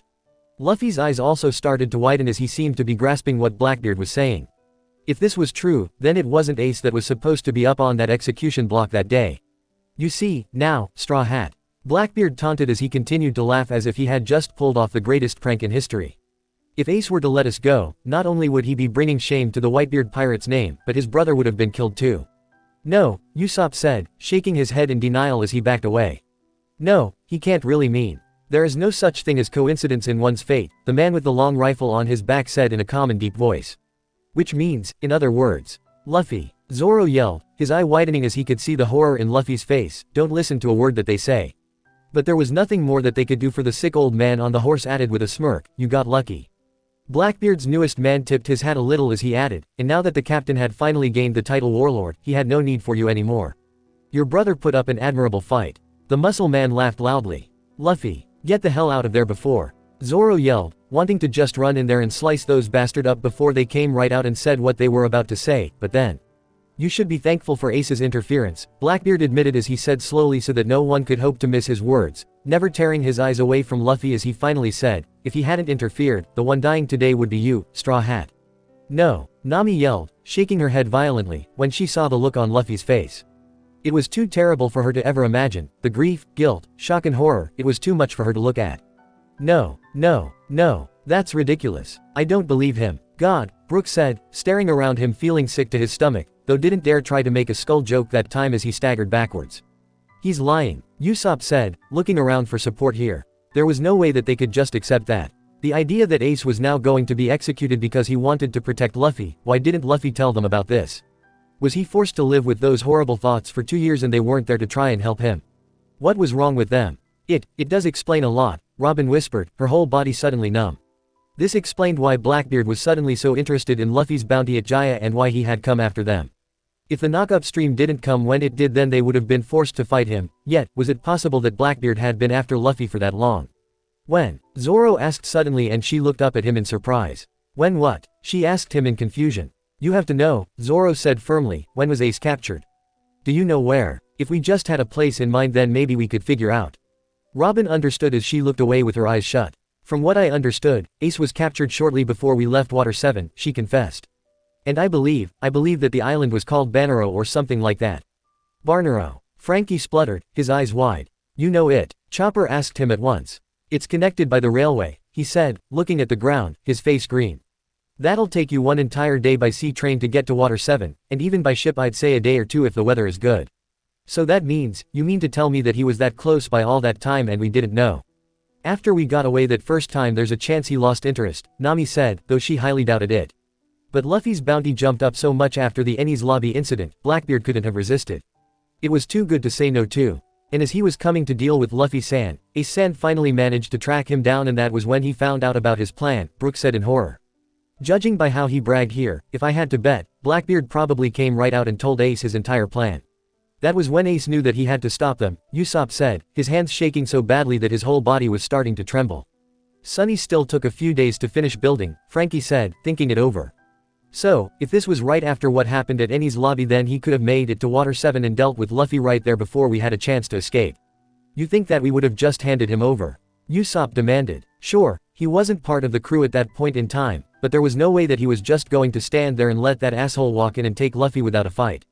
That's right, Chopper said furiously. We weren't going to lose to him. But we also knew how strong Ace was and he ended up losing a fight with him, Sanji said as he looked to Chopper. You said so yourself that Luffy was still in bad shape after fighting Lucci. You really think that he would have been up to fighting someone who beat Ace in a fight? Chopper choked a little, unable to think of a good comeback. He knew that Sanji was right, Luffy was a mess even when they arrived at Thriller Bark. He just couldn't stand it though, he looked to Luffy's face and saw the shock and horror there as if he was slowly realizing what had happened here. So, if Ace didn't step in when he did, if he didn't challenge Blackbeard to a fight, then that means. Nami croaked as it all hit her at once. If Ace didn't fight Blackbeard to protect Luffy then he never would have been beaten, Zoro said, gritting his teeth hard. And if he had never been beaten, then he never would have been sent to impel down before he was going to be executed. And if he wasn't at Marineford then he wouldn't have. Nami said as tears began to fill up in her eyes. Instead, it would have been. I can't believe this, Brook croaked as he fell to his knees. Oh, Luffy-san, what is going through your head right now? Nothing good, Sanji said, shaking his head. He had just discovered that his big brother is in this mess because he only wanted to protect him. He shook his head, knowing that this had to mess with Luffy's mind. But whatever thread of his self-control seemed to snap, for Luffy slammed his fist into the floor as he went into his second gear, his rage causing him to burn almost like how Sanji did. In that case, Luffy snarled with venom in his voice before he looked up and screamed so loudly that they thought that their eardrums would burst, "Why don't you try killing me now?" Blackbeard looked completely taken aback by Luffy's sudden rage, and they all felt like shaking their heads. Really, after bragging to someone that they were the reason that their big brother was about to die and expect them to laugh it off. What the hell did he expect to happen? Gum gum jet pistol, Luffy screamed out, ramming his fist into Blackbeard's stomach so that he sent the scumbag flying, slamming into the wall. I hope that hurt, Nami yelled out furiously as the Blackbeard pirates looked back worriedly at their captain, who was thrashing around on the floor from where he was hit. Luffy stood tall, rage in his eyes that he seemed to become almost demonic. I'm not letting Ace die, he declared. Yet those 5 words seemed to cause their hearts to break, wondering just how much more Luffy could go through before he lost his sanity completely.